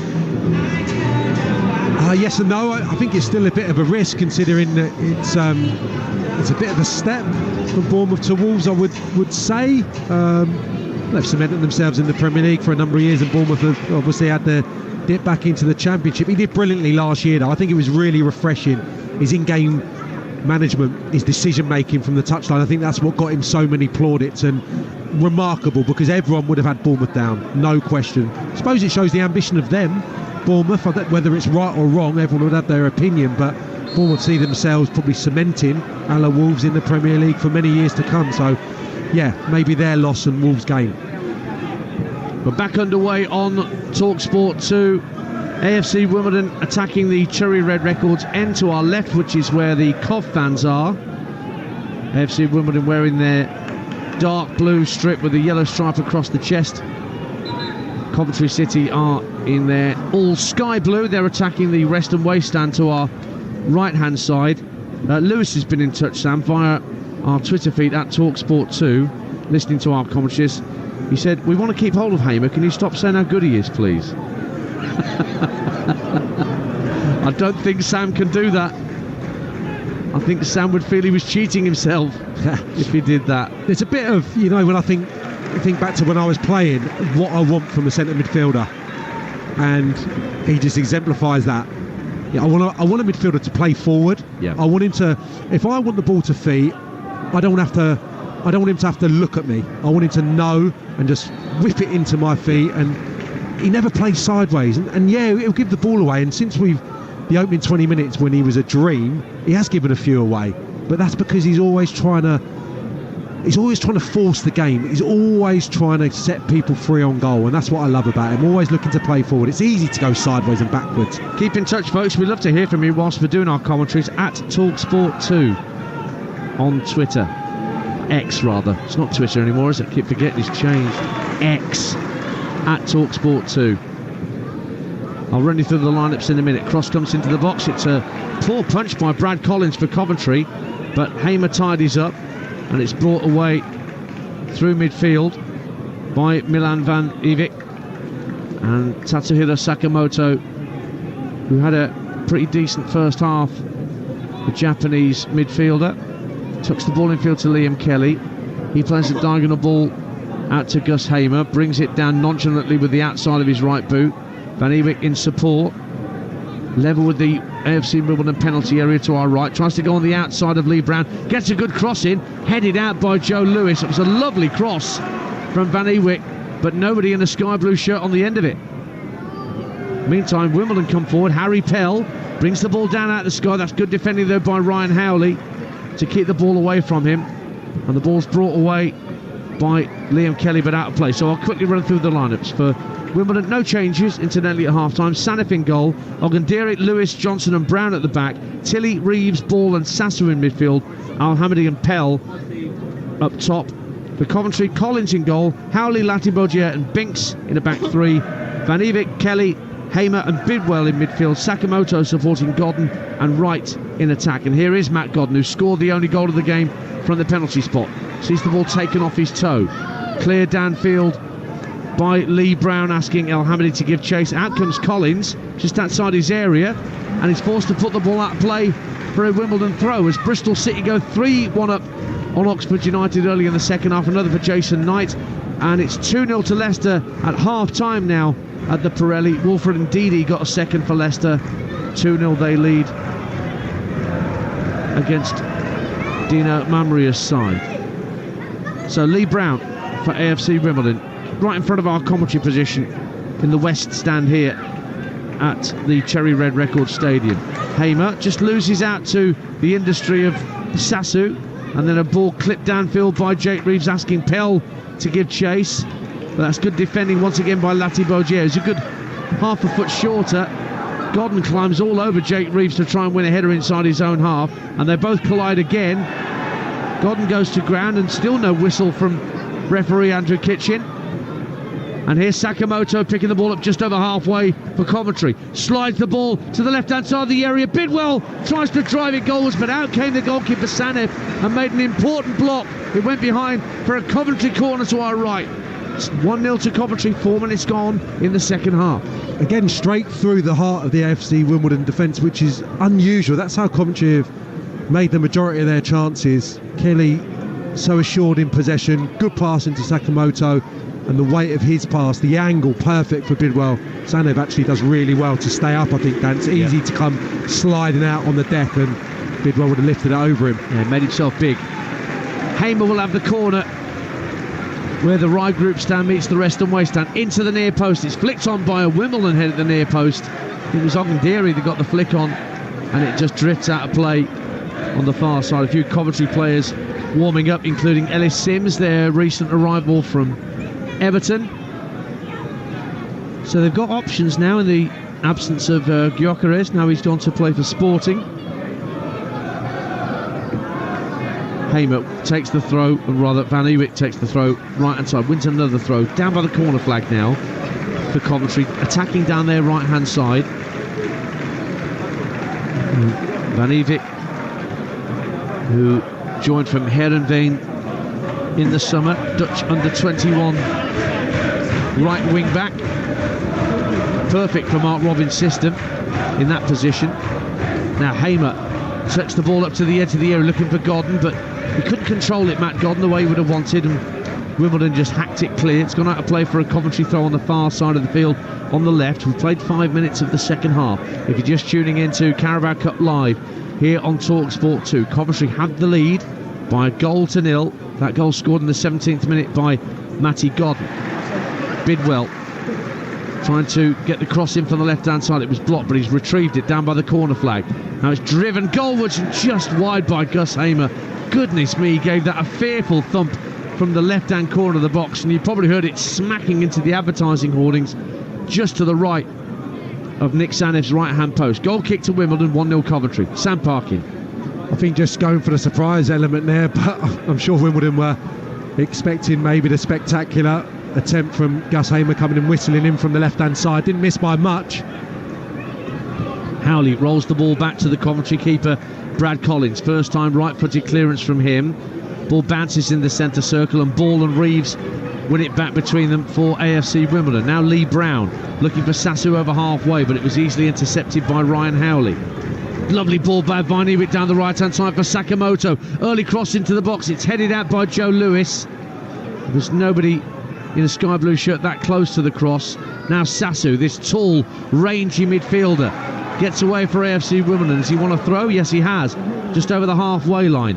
Finds Harry Pell with it. Pell goes down under pressure from Hamer, and Hamer just gave a little glance at Pell after he nudged him to the ground. That one's brewing. 1-0 to Coventry City, 7 minutes gone in the second half. Leeds have equalised at home to Shrewsbury. 1-1 at Ellen Road. Joe Gelhardt with the equaliser for the West Yorkshire club. Ball volleyed downfield, asking El Hamidi to give chase for Wimbledon. Poor touch from Lati Baudier, so it's a throw to AFC Wimbledon down this near side of the left as they're attacking the end where the Coventry supporters are. 7 minutes gone in the second period. Bristol City are now 4-1 up on Oxford. Naki Wells with the fourth for Bristol City, who many people are tipping for a better season at championship level under Nigel Pearson. Even if they do end up selling Alex Scott, their incredibly talented young midfielder, before the window shuts. Throw in for Wimbledon, finds El Hamidi down by the corner flag on this near side. Wants another throw. He's been awarded it by the referee. Very close to the corner flag down this near side, the AFC Wimbledon left. Lee Brown is set to take it. 10 yards from the corner flag. He's bidding El Hamidi to go away from him. Sasu comes short for the throw. And now it's picked up by James Bull. Lee Brown gives it back to Bull. Now Brown down towards the byline left-hand side, but the flag is up for offside during that build-up. And Coventry get a free kick instead in their right-back position. It's taken a while to take it, wasn't he, Lee Brown? Waiting for a little bit of movement, usher in the centre forward and also Sasu into the box. He wanted to just get his set back so he could deliver. They worked it lovely between him and Bull, but just went a yard too early, flagged offside. Just scraps really for the Wimbledon two front men to go on at the moment. They need to just work out or find a way to be a little bit more creative, to work the ball into their feet rather than just be overly direct on all occasions. Here's Ryan Howley on halfway, or rather on the edge of his own penalty area for Coventry City. Lati Baudier rolls the ball into the feet of Liam Kelly. On the half turn, he's able to look up, see what's ahead of him.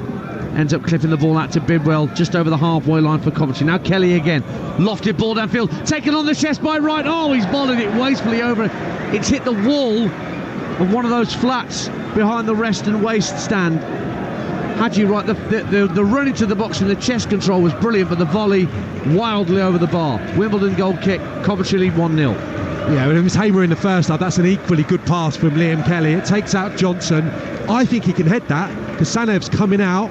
He's coming out to potentially take the ball in the air. He's off his line probably 7 or 8 yards. I think that Wright could have just helped that over the goalkeeper one touch. As you said, Dan, nothing wrong with the control.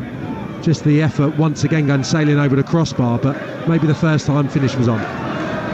Hello to Chris Quinney, listening to our coverage on Talksport 2 on X. He says, great commentary, lads, give our fans a mention. They have been very loud all night, and they very nearly had something to cheer there as Gus Hamer again tried a snapshot from the edge of the area that only just went the wrong side of the post, and a change being made, and That is Gus Hamer's last involvement in the game. I don't know how significant that is, as we've not even reached an hour. 10 gone in the second half, and he's coming off, and Ben Sheep is coming on to replace him. What do you make of that, Sam Parkin? Well, I'm surprised that last shot didn't find the corner of the net, because that's a great chance for him. Missed by a couple of yards on the near post. Well, if he's staying at Coventry City, they need him Saturday at lunchtime against Middlesbrough, so there's no point in taking a risk with him whatsoever. So I wouldn't read too much into that tonight where we sit. But I've enjoyed that. Me too. Great hour. More of that on Saturday, please, Gustavo. And yes, Chris, the Coventry fans have been making lots of noise, and as I mentioned earlier in commentary, 19,000 season tickets have been sold. I'm expecting a riotous old noise at the Coventry Building Society Arena against Middlesbrough. That, of course, was one of my favourite games of the season, those two playoff semi-final legs between Coventry and Middlesbrough. Even though it was 0-0 in the first leg at Coventry, it was thrilling stuff. I think I've still got the bruise on my ribs from where Chris Iwelumo kept punching me. He was enjoying the game that much. Lee Hart's listening whilst delivering a tanker full of moonshine to the Temperance Distilling Company. Glad it's not the Leeds game, says Lee. I might need some of it. Well, you are level now, Lee, against Shrewsbury. Joe Gelhart's got you 1-1. It's 1-0 here to Coventry with 12 minutes gone in the second half on Talksport 2. That Matt Godden penalty still separating the sides. Coventry have a goal kick away to our left. So with Ben Sheaf on for Gus Hamer, I guess Coventry's approach to build-up play, Sam Parkin, just alters slightly. Yeah, possibly. He's probably a bit safer with his passing, Ben Sheaf. I know that he's highly regarded at Coventry City, certainly by the fans, and good when he's available last season, so it doesn't change too much about the approach. Probably have a little bit more solidity in the centre of the pitch, in that Hamer does go walkabouts at times. Longer it stays 1-0. AFC Wimbledon will be tempted to throw more men forward to try and force an equaliser, and therefore straight to a penalty shootout, because there's no extra time in these early rounds. If we're all square at 90 minutes, we go straight to spot kicks. 1-0 to Coventry, 58 minutes gone, so that jeopardy is there. Yeah. Coventry to try and negotiate their way out of, try and get a second goal. But here's James Ball for AFC Wimbledon, finding Sasu, who's been very busy on the left-hand side for the hosts, but this time he loses out. Godden turns the ball round the corner, looking for the run of right. Keeper Sanif had come out of his area, and he hadn't been spotted by Joe Lewis, who, thankfully for the keeper, just sent the ball out of play for a Coventry throw. 1-0 to the Sky Blues. Yeah, they've got that option though, haven't they? Just turning Wimbledon early, because Wright is a very willing runner. Matty Godden doesn't even look to play back. He just knows he can turn that down the side, and got someone with similar skill set, I've said it a few times this evening, to that of Gyökeres. So it's a treat for them to have that mobility top end, and he'll get better.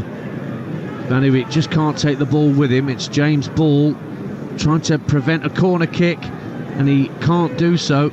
It's been really well pressurised down that right hand side by Sakamoto, so the Japanese player will have the corner kick.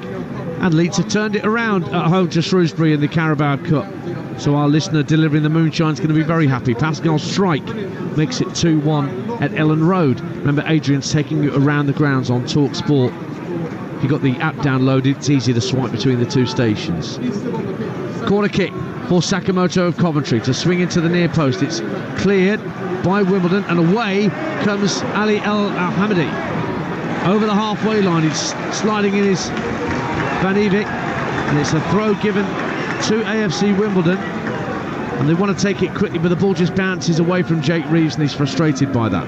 Well, it's a Coventry throw as well. I think it deflected off El Hamadi. Robbins is not happy down there. Mark Robbins just thinking probably time for AFC Wimbledon to roll the dice as well. Dancy spoke about that strength they've got. They've got good attacking options on the bench tonight, and you just can't take any risks. You know, big game at the weekend. El Hamadi in particular has missed football in pre-season. I'm sure they're thinking of changes. Sakamoto is caught by James Ball in the centre circle. That was not a pleasant challenge. Sakamoto should be picking himself up. Coventry have kept possession. Referee has made note of the challenge, and we'll come back to that, I assume, the next time the ball goes dead. Sakamoto thankfully back on his feet. Ball teased out by Ben Sheaf to Bidwell. Bidwell for Coventry hits the cross in deep to the far post. It will go out of play, will it? No, it's kept in by Lee Brown on this near side. So James Ball will have to wait to see what the referee has to say about that challenge. Now it screws out of play, and now the referee will book the AFC Wimbledon number 16, and that is no great surprise, Sam Parkin. No, it's a poor challenge, and I won't say anything as cliched as welcome to the EFL, but for the listeners, Sakamoto is a small in stature, beautiful control, good little drop of the shoulders he's showcased tonight. He's not going to be tackling too many people, and he has been kicked up in the air unceremoniously twice tonight, first minute and then again, so rightfully booked there. He looks like a lovely player actually, Sakamoto, doesn't he, Dance? He does, I fully agree. And your little David Silva description, I mean, he's not David Silva yet, but he's certainly got that frame, that gait that's very similar to the recently departed Manchester City legend who's, I think, retired from football now, I think, David Silva, having gone back to his native Spain for the last couple of years. Coventry 1, AFC Wimbledon 0. We've played just over an hour on Talksport 2. Here is Sakamoto with his back to goal, 25 yards out. He was trying to hold it up and find a teammate. Now, clattering challenge from Lewis Binks on El Hamadi. And that is just a free kick. El Hamadi's just picking himself off the turf. I think the referee thought that's just a 50-50 challenge, and there's no need for any further punishment than just a free kick for the home side. What make you of that, Sam Parkin? I think a challenge that a defender, when the ball's in the air, he's rubbing his hands together, and he knows that he's going to get there probably just before the Wimbledon centre forward and clatter into him and get away with it, and he did. Double change being readied by Johnny Jackson down beneath us. Josh Nerfield and Josh Davison are going to be coming on. Here's Harry Pell, finds El Hamadi at the edge of the area, just couldn't control it before Liam Kelly got back and snaffled the ball away from him. Sakamoto brings it clear for Coventry out to this near touchline. Lovely drop of the shoulder, then he's clipped by James Ball, who's just got booked for a challenge on him early. He's got to be careful, James Ball. That wasn't as crude a challenge as the earlier one, but he might be on a final warning there, Sam. But here come the changes, and Alan Sasu is coming off to allow that first change to bring on Josh Davison and Josh Nerville, and the other change will see El Hamadi come off, who's run himself ragged but hasn't had many chances tonight. He looks a little bit short, I think, dancing fitness, you know, that real sharpness, and I think that's a product of what happened back end of last season, missing games, and again having a little bit of a fragmented pre-season, so his touch is a little bit loose, but all the attributes again I think apparent to me tonight. Josh Davison covers so much ground, real good team player, capable of getting you a goal. Josh Nerville's a really interesting one, Dante. He was at Luton, had a really good loan spell at Sutton. They like him a great deal here, and I saw him in pre-season. He's got a bit, he can go either way, can go on the outside and deliver left-footed, and I think he's a right-footed player, so he'll come inside and get shots away. But yeah, he's replaced Sasu on that left-hand side. Sasu did well again. Yes, he did. Sam Parkin, former Swindon and Luton striker, alongside me, Ian Danta, here at the Cherry Red Record Stadium. You're listening to Talksport 2, home of the EFL and home of loads of live football, along with Talksport of all the competitions this season. Don't forget the Women's World Cup quarter-final Saturday morning from 11 o'clock here on Talksport 2. England against Colombia. Faye Carruthers, Joe Shen and Leanne Sanderson, your commentary team for that match down under. Now on halfway, Coventry City in possession. Bristol City have a fifth against Oxford. They're definitely going through. Kai Naismith makes it Bristol City 5, Oxford United 1. Ben Sheaf looks up to the edge of the area for Haji Wright, but the Coventry number 11 couldn't control the ball. Lovely touch from Tilly, and Jake Reeves runs onto the ball. Suddenly it's 3-on-3 for a moment for AFC Wimbledon. Davison gets his first touch down the right wing. Pell's calling for a cross at the far post. Davison drives for the byline, hits the cross against the defender, and it goes behind for an AFC Wimbledon corner. 1-0 down, the home side are, with 25 minutes to go on Talksport 2. Yeah, that's what he's all about, Davison, is hustle and bustle, pulling into wide position. So as soon as he takes receipt of the ball there, it's just about getting the opponent in the 18-yard box, see if you can create something. and they're just about stand up to the task to concede the corner. Lee Brown's corner from the far side, left-footed in-swinger right on the 6-yard line. It's only half cleared by Howley. Hit his own player, comes back to Brown on that far side, and Sakamoto puts a foot in, so it goes behind for a second corner in quick succession to AFC Wimbledon. Latibodia just had hold of Josh Nerville there at the edge of the 6-yard box, central position, just stopped him from making any movement towards the ball. And there's lots of pushing and shoving, and referee Kitchen's got a bit of work to do here, and he's going to have a word with a couple of players. And specifically, he's having a chat with Josh Davison, who's standing right on the goalkeeper, Brad Collins. So here comes the corner kick from Brown once again, left-footed in-swinger, again into the near post, headed up and out this time by Sheaf, brought down by Van Evik, looking for Sakamoto, trying to break away down the left-hand side, but the ball drifts away from him. And so AFC Wimbledon have another throw, and they're getting on with it here, the home side. They're a goal down, trying to get themselves level in this Carabao Cup first round tie. League 2 against Championship. It will be another throw, but before the throw is taken, Coventry are making a couple of further changes, and Casey Palmer and Ellis Sims are those who Mark Robbins has summoned from the subs bench. And Ryan Howley is coming off, having made his first start for the club tonight. What have you made of his performance at centre-half, Sam Parkin? I thought he responded to a really tricky opening to the game ever so well. He could have gone under there, playing against a good young player. I think the people at Wimbledon believe Sasu could be the next cab off the rank, if you like, the next one to attract interest that's come through their academy. So I thought he did well, got skinned early on, that created that opportunity for Tilly, but settled down, defended quite well in one-on-one situations, and also showed that he's got a decent range of passing, which you need to have if you're going to play in Coventry's back line. So Sims is on for Godden, and Howley has come off for Palmer to come on, so there'll be a shift in personnel. The system might stay the same, but they're going to have to play somebody else at centre-half. I think it's going to be Bidwell who's going to play as a left-sided centre-half, and Sakamoto is going to go out to the left wing-back position for the remainder of this game. We're into the last quarter of the match. AFC Wimbledon 0, Coventry City 1 on Talksport 2. And Coventry have a throw that Latibodia has in his hands, level with the edge of his own penalty area, just down to the left from our commentary position. Does look that way, doesn't it, Sam, that Sakamoto's gone to the left wing-back position and Bidwell's pushed one in field? Yeah, so kind of unrecognisably for them, Coventry having Bidwell in there, they've been left them back for experienced player though. Yeah, knows I'm sure how to play that role, no problem at all for 20 minutes. Of course, he's got Jay De Silva for competition for his place on that left-hand side, Jake Bidwell, this season for Coventry. And here's Liam Kelly for the Sky Blues.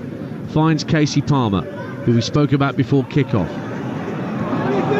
Coventry lost the ball, and then they immediately give possession up inside the AFC Wimbledon half. Pell in the centre circle, brings it down for the hosts, strokes it out to the right-hand side.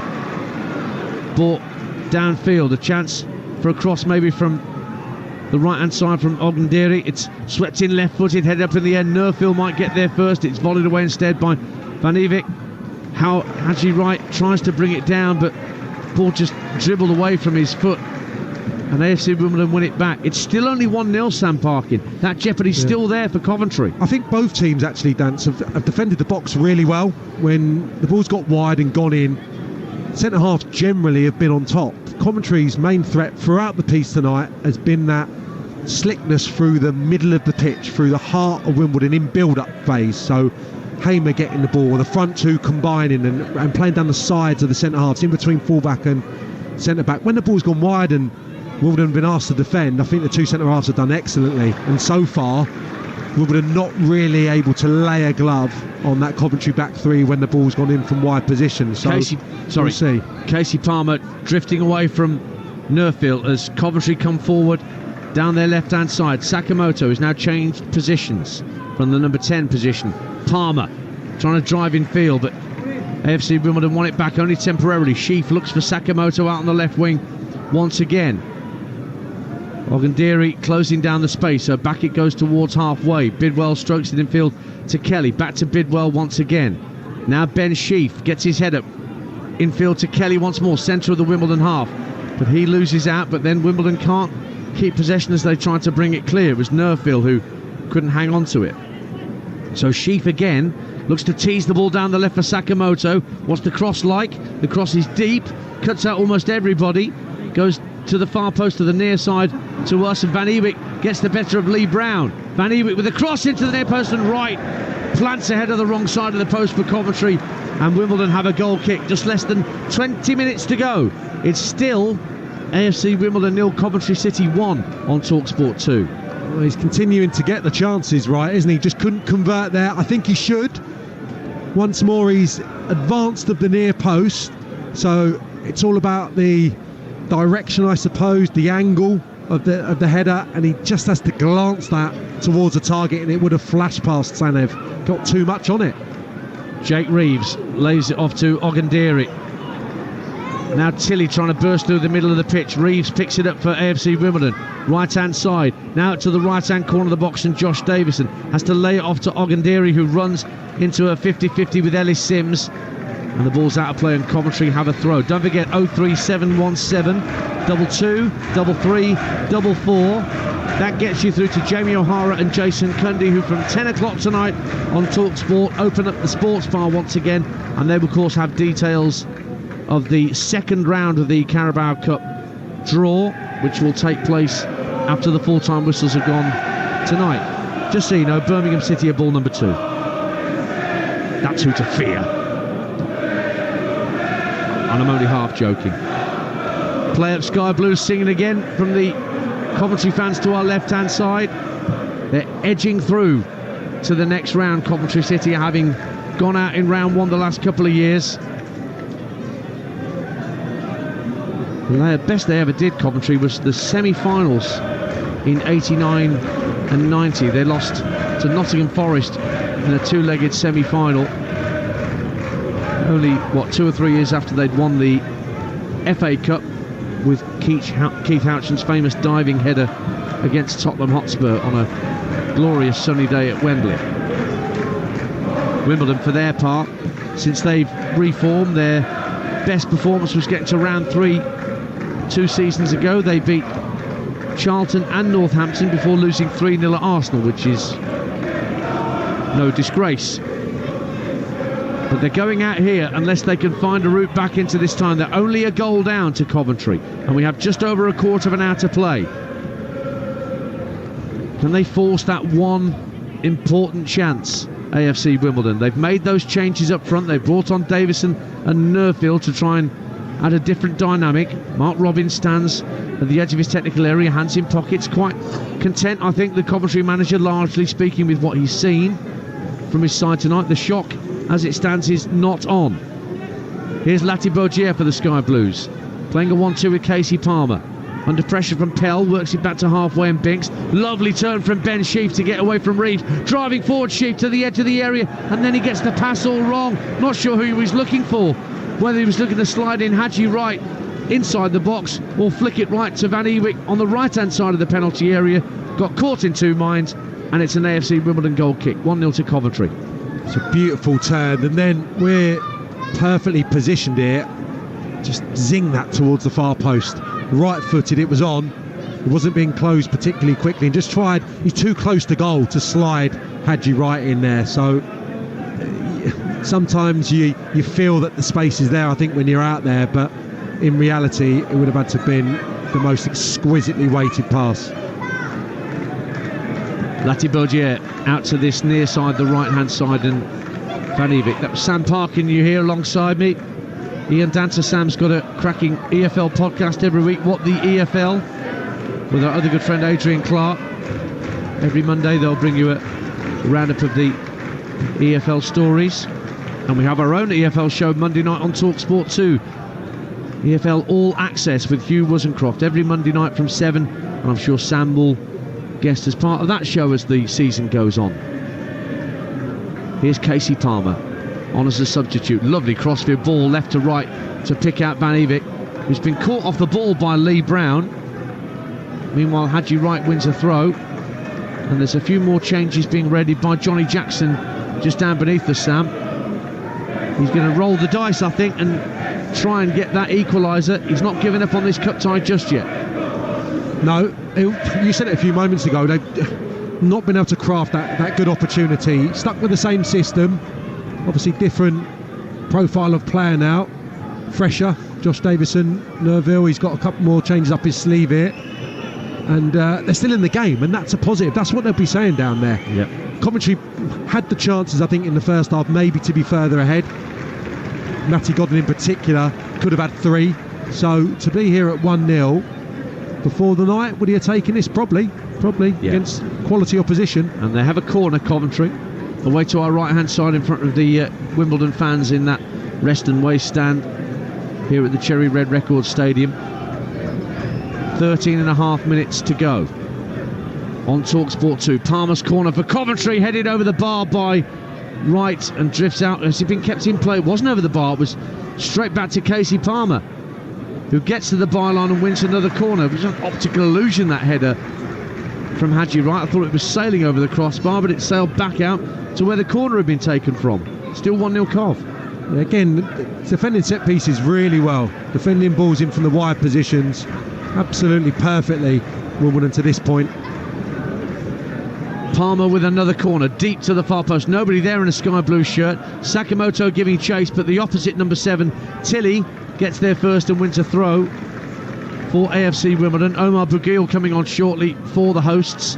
Ipswich have a second against Bristol Rovers. Sonny Aluko making it Ipswich 2, Bristol Rovers 0 at Portman Road. So Ipswich 2-0 up, Leeds 2-1 up. Cardiff and Colchester, I think, we're sharing 4 goals with a 2-2 draw. Indeed, it is still 2-2. Leicester 2-0 up at Burton. Louis Binks under pressure from Josh Davison as AFC Wimbledon tried and pressed the ball as Coventry had it at the edge of their own penalty area. Vistas get it out towards the halfway line. Neat cushion header from Sheaf finds Kelly. Palmer goes down, wins a free kick. He was caught by Lee Brown, and that will allow, before the free kick is taken, Johnny Jackson to make these 2 further changes. Harry Pell has done his duty, and he's coming off, and replacing him is Armani Little, who's a very different sort of midfield player, Sam Parkin. Yeah, I know they were desperate to get him back after last season, what he showed, and yeah, he'll go into the midfield. And Bugil actually is quite intelligent in the way that he can drop off the front. More of an out-and-out forward, of course, than Harry Pell, but probably the one that will be tasked on picking up one of the deep-lying Coventry midfielders, but knows the League 2 level inside out. Thought he was a really good player for Sutton United, so interesting pick-up, interested to see how he goes. And he's come on for James Ball, who was just on that little bit of a yellow card tightrope. Here is Bugil getting involved straight away, sliding in to win the ball back. Brings Ogundiri into the game. Fans getting a bit more behind their team here at the Cherry Red Records Stadium. A throw goes for Wimbledon to a midway point of the Coventry half, over on the far side of the field. Ogundiri looking for a target. Just short of him is Reeves. Reeves looks for Ogundiri again down the right-hand side. What's the cross like? Deflected. Out for a corner off Sakamoto to AFC Wimbledon. Just over 10 to play, and Coventry still 1 up. Corner is taken short and rolled back to the middle of the half, where it's picked up by Little, but then given away. Coventry have it back. Casey Palmer looks early for Haji Wright, showing good pace down the right-hand side. Sims is the only man in the box with him. Haji Wright turns inside the defender, went for goal from a tight angle, and it was blocked behind by Joe Lewis for a Coventry corner now at the right-hand end. It's brilliant, the initial play. Lovely for Casey Palmer to get his head up and see a centre forward with that mobility, that pace, driving towards the opponent's goal, telling Casey Palmer exactly where he wants the ball. But when he's cut in field, he's got to square it for Ben Sheaf. Perfectly positioned, arriving, just set it back, and he's got a free strike on goal. Palmer with another corner. This one's a bit of a grubber along the floor and cleared away at the near post by an AFC Wimbledon defender. Drops on the halfway line, and Coventry have it back with Kelly. Into the last 10 minutes, Coventry lead 1-0 on Talksport 2 in this cup tie against League 2 AFC Wimbledon. Now striding forward, Jake Bidwell slides it up to the edge of the area. Held up well by Haji Wright. Tries to turn goalwards. Palmer goes for goal. Blocked on its way in. Owen Sims shows the follow-up. Saved by the legs of Nick Zanev. That looked all the world like it was going to be 2-0 with a tap-in for Ellie Sims. But Nick Zanev had other ideas. Well, that'll be the big moment if AFC Wimbledon can find an equaliser. Zanev makes a mess of the first shot, doesn't he? Should have held that, spilt it, but then the reaction to make the save from Sims was absolutely superb from the Wimbledon goalkeeper.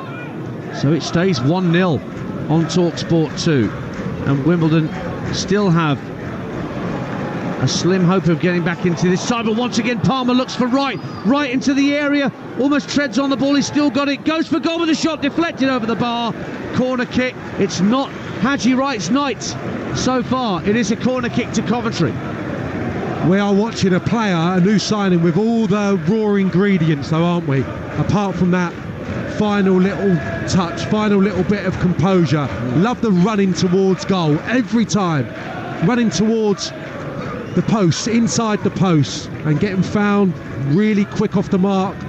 Just looks a little bit short of that final decision making, or is it the sharpness?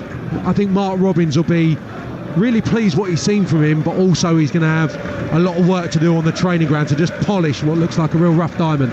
Scored 16 last season in Turkey. Palmer with the latest corner, goes to the far post. Tilly will hack the ball clear. Davison gives chase for AFC Wimbledon, but Sakamoto got there first, puts it out for a throw. Yeah, Haji Wright was playing for Antalyaspor in Turkey last season. 16 and 29 appearances. Got a couple of goals for the USA as well.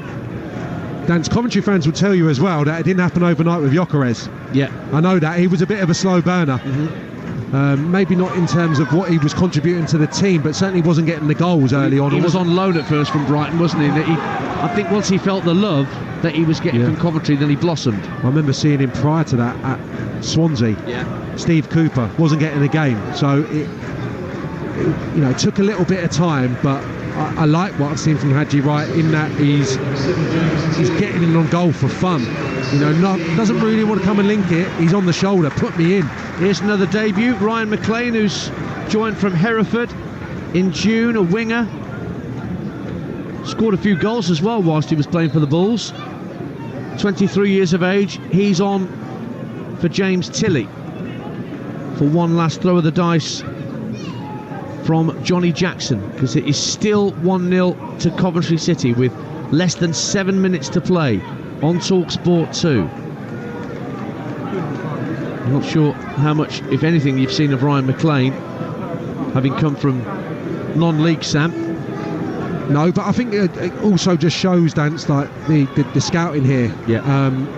They've got it seriously in place now. I think it wasn't obviously something that they'd had really positioned before the last 6 months or so.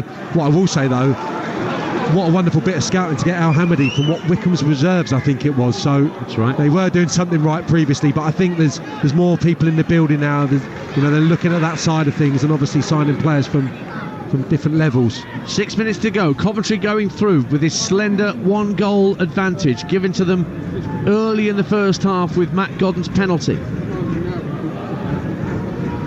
Johnny Jackson's shuffled his pack. He's brought on lots of attacking talent to try and draw the game level, but here come Coventry with Haji Wright down the right hand side of the penalty area.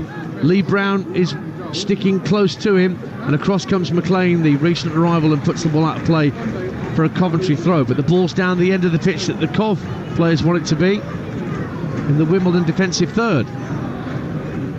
Yeah, might not be the most pertinent point, but how much would Mark Robbins would have loved these strikers all to score tonight? Sims and Haji Wright to get up and running. Yes, win the game, that's the most important thing, but going up to, playing Middlesbrough at the weekend.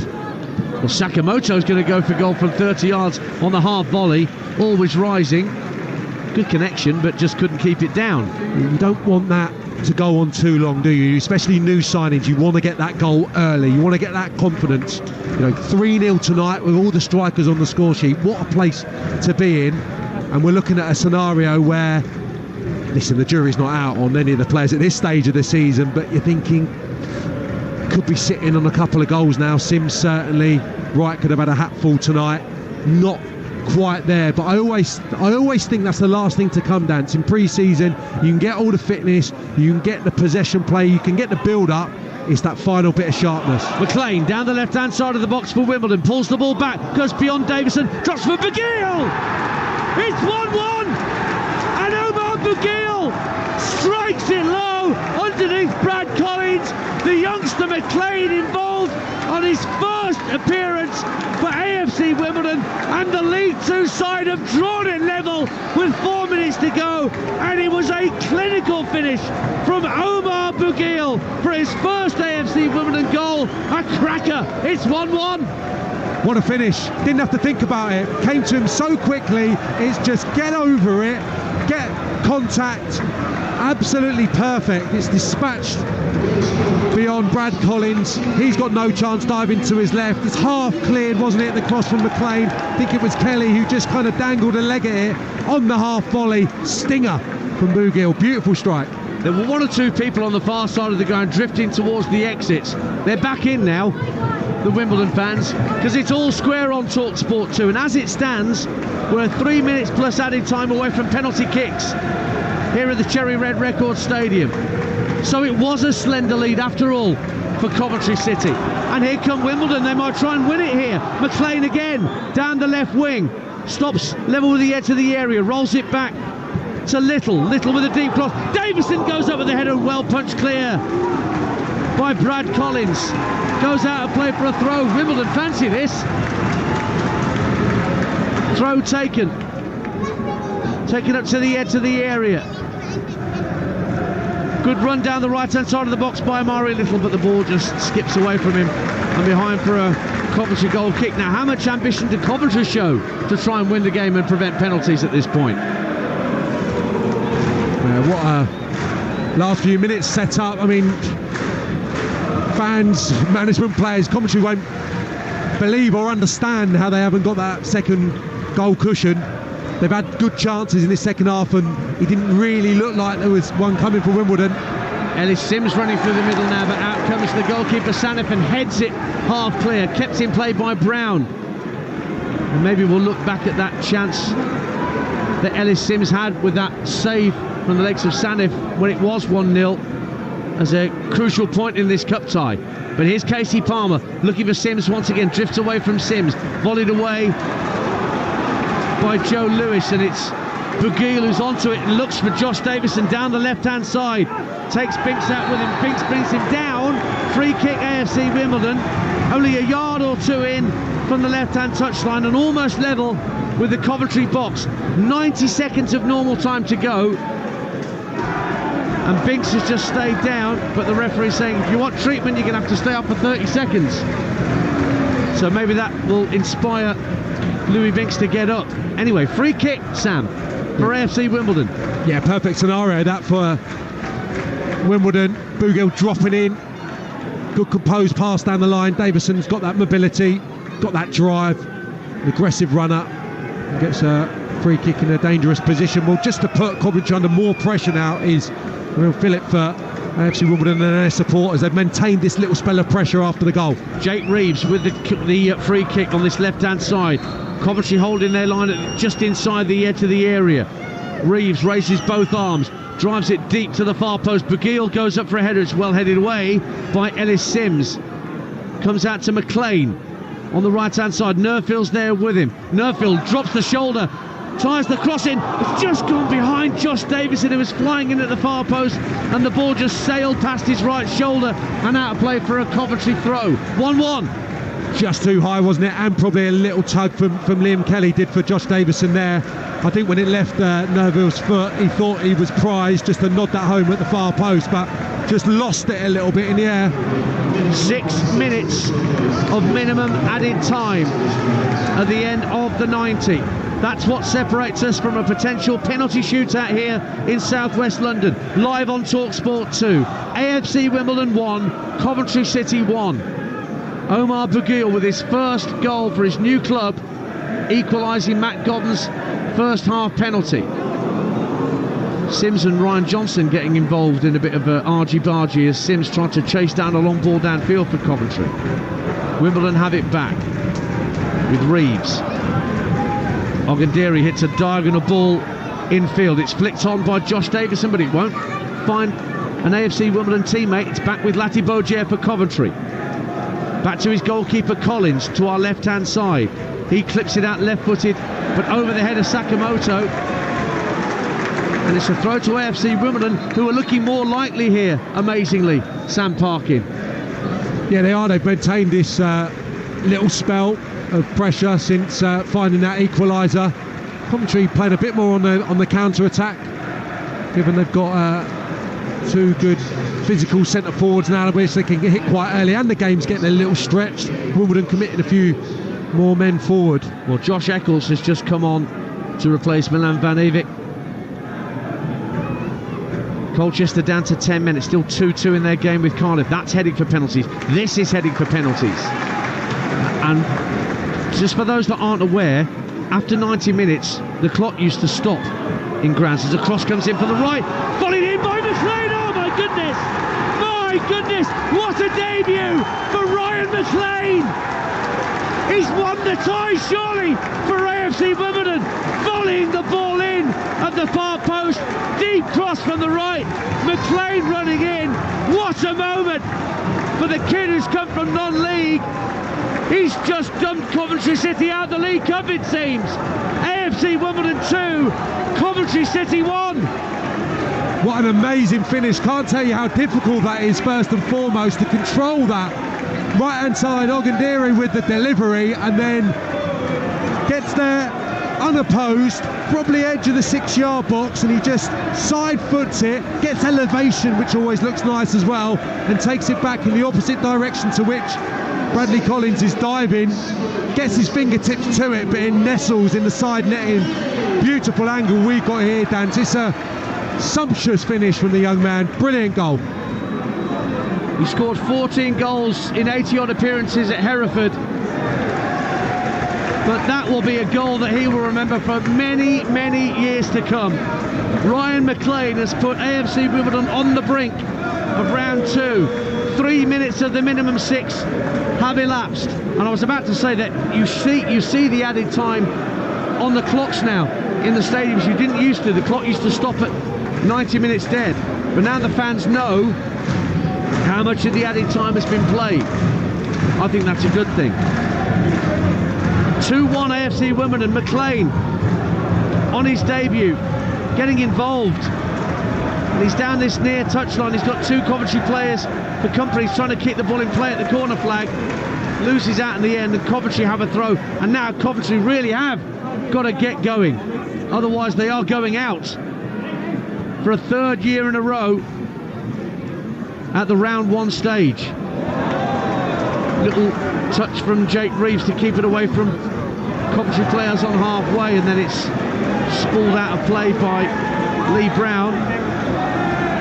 And the multi-ball system is being used by Josh Eccles. They want to get the ball back into play. Stealing a few yards, I think it's fair to say. And he's told to go back.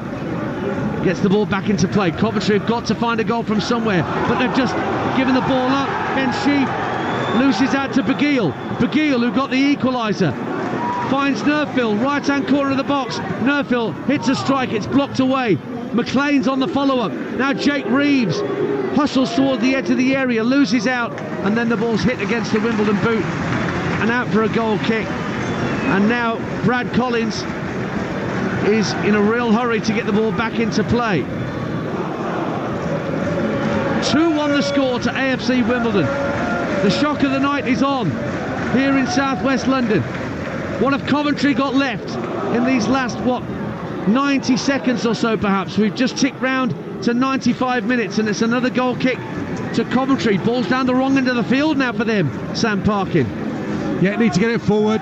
Just thinking there, you hope when you put substitutions on they're going to have this effect. Well, Bugil and McLean in particular, well, they got the goals, but Bugil's performance since he's come on as well, set his stall out from his first touch, been excellent, impacted the game straight away. And Josh Davison putting himself about a bit as well, holds the ball up right hand side of the box. He's dispossessed in the end.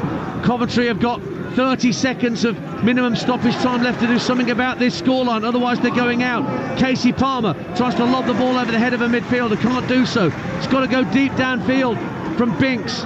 He finds Eccles. He does hit it long downfield, looking for Ellis Sims. Goes over his head, headed cleared by Ryan Johnson. AFC Wimbledon almost there. Ball's out of play for a Coventry throw, left-hand side on halfway. Sakamoto immediately gets it in play. Ipswich are through against Bristol Rovers. Lati Baudier brings the ball forward. There will be time to add on to minimum stoppage time because the goal went in stoppage time from McLean. Now Eccles peels away to the right-hand side of the box, lobs the ball into the area. Half volley up in the air by Johnson, not fully clear. Coventry try and head it back into the box. Johnson there again, drops for Sakamoto on the half volley, and it's brilliantly blocked by Ogundiri. Out to the left-hand side, Ben Sheaf rolls the ball in field. Liam Kelly 30 yards out for Coventry. Up to the edge of the area. Sims on the turn. Brilliant save, Sanif. Oh, what a save to keep AFC Wimbledon in front. Lovely hit on the turn from Ellis Sims. Well, what a save, Nick Sanif. Corner Coventry. Amazing save. One-handed, that away to his left-hand side. Instinctive effort from Sims. I'm surprised that he reacted in time, the goalkeeper. Bit of height on the shot. Looks like it's going to find the roof of the net. Great stop. Palmer's corner into the near post. Headed out for a throw. The full-time whistle goes, and League 2 AFC Wimbledon have knocked out Championship Coventry. Ryan McLean on debut, the hero of the hour, scoring in stoppage time with a brilliantly controlled volley. Coventry led for so long. Matt Godden's penalty on 17 minutes was not enough for Mark Robbins' team to make it through to round two, because two substitutes did the business either side at the end of the 90. First, Omar Bugil scored his first AFC Wimbledon goal, driving it home from the edge of the area, and then Ogundiri's cross from the right in stoppage time, brilliantly volleyed home by McLean. And for the third year in a row, Coventry exit the Carabao Cup at the round one stage, and AFC Wimbledon are through. Sam Parkin.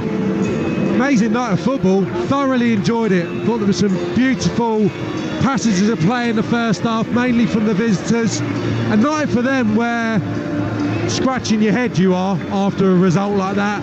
Given for an hour, 70 minutes, they controlled it, definitely shaded the chances, and a night where missed chances, especially for the front players, like Sunday really, Dance, at Leicester, has come back to bite them, because they probably should have been out of sight. Should be talking about a night where Sims and Wright have got up and running for the club, but what a recovery from Wimbledon. You said it, Dance, with about 10-15 minutes to go. It's only 1-0, and Wimbledon have got those changes up their sleeves. They've made the right changes, and the substitutes, more than anything, have come on, had an incredible impact to a man. All four of them, I thought, made a real effect on the game. Kept going. Moment of quality from Bugil, spins it on its head, and then what a night for the young man McLean, a night that he'll always remember. And that's one of the wonderful things about football. We were here for a lovely moment for a young player who scored a fantastic goal, and he'll always remember this night. Brilliant. 23 years of age, Ryan McLean, having spent a few years at Hereford, playing his trade in non-league. He'll have dreamt last night about being sent on by his manager with 10 minutes to go and score in the winner. Dreams do sometimes come true. Yeah, I scribbled the team down from the weekend, the subs. He wasn't in the 18 at the weekend, so given an opportunity tonight on the bench, he probably thought, I might get on if the game's out of sight or we're winning handsomely. But to come on at 1-0 down and have the effect that he has, yeah, it'd be absolutely buzzing tonight. It's a great feeling, and it was a lovely goal to win it as well. Came during that brilliant spell of Wimbledon pressure. Crowd was really up, great noise in the place, and it was an amazing end to the game. And I didn't see that coming 10 minutes ago, I gotta say. Didn't see it coming halfway through the first half when Gus Hamer was passing AFC Wimbledon off the pitch. But when he went off, Coventry lost their spark, and AFC Wimbledon took their chances when they came their way late on. Johnny Jackson just saluting the supporters around us. Wimbledon players have just done a lap of honour for what they've done tonight. League Two has knocked out Championship for a second night in a row, live on Talksport 2. It was Gillingham knocking out Southampton yesterday at the Priestfield. But here in southwest London, it's gone in AFC Wimbledon's favour. Sam Parkin, thank you very much for being part of our team tonight. So the full-time score here, AFC Wimbledon 2, Coventry City 1. Congratulations to the Dons. Let's hand back to Adrian Durham and the Talksport team who've been going around the grounds this evening. I think there's penalties through.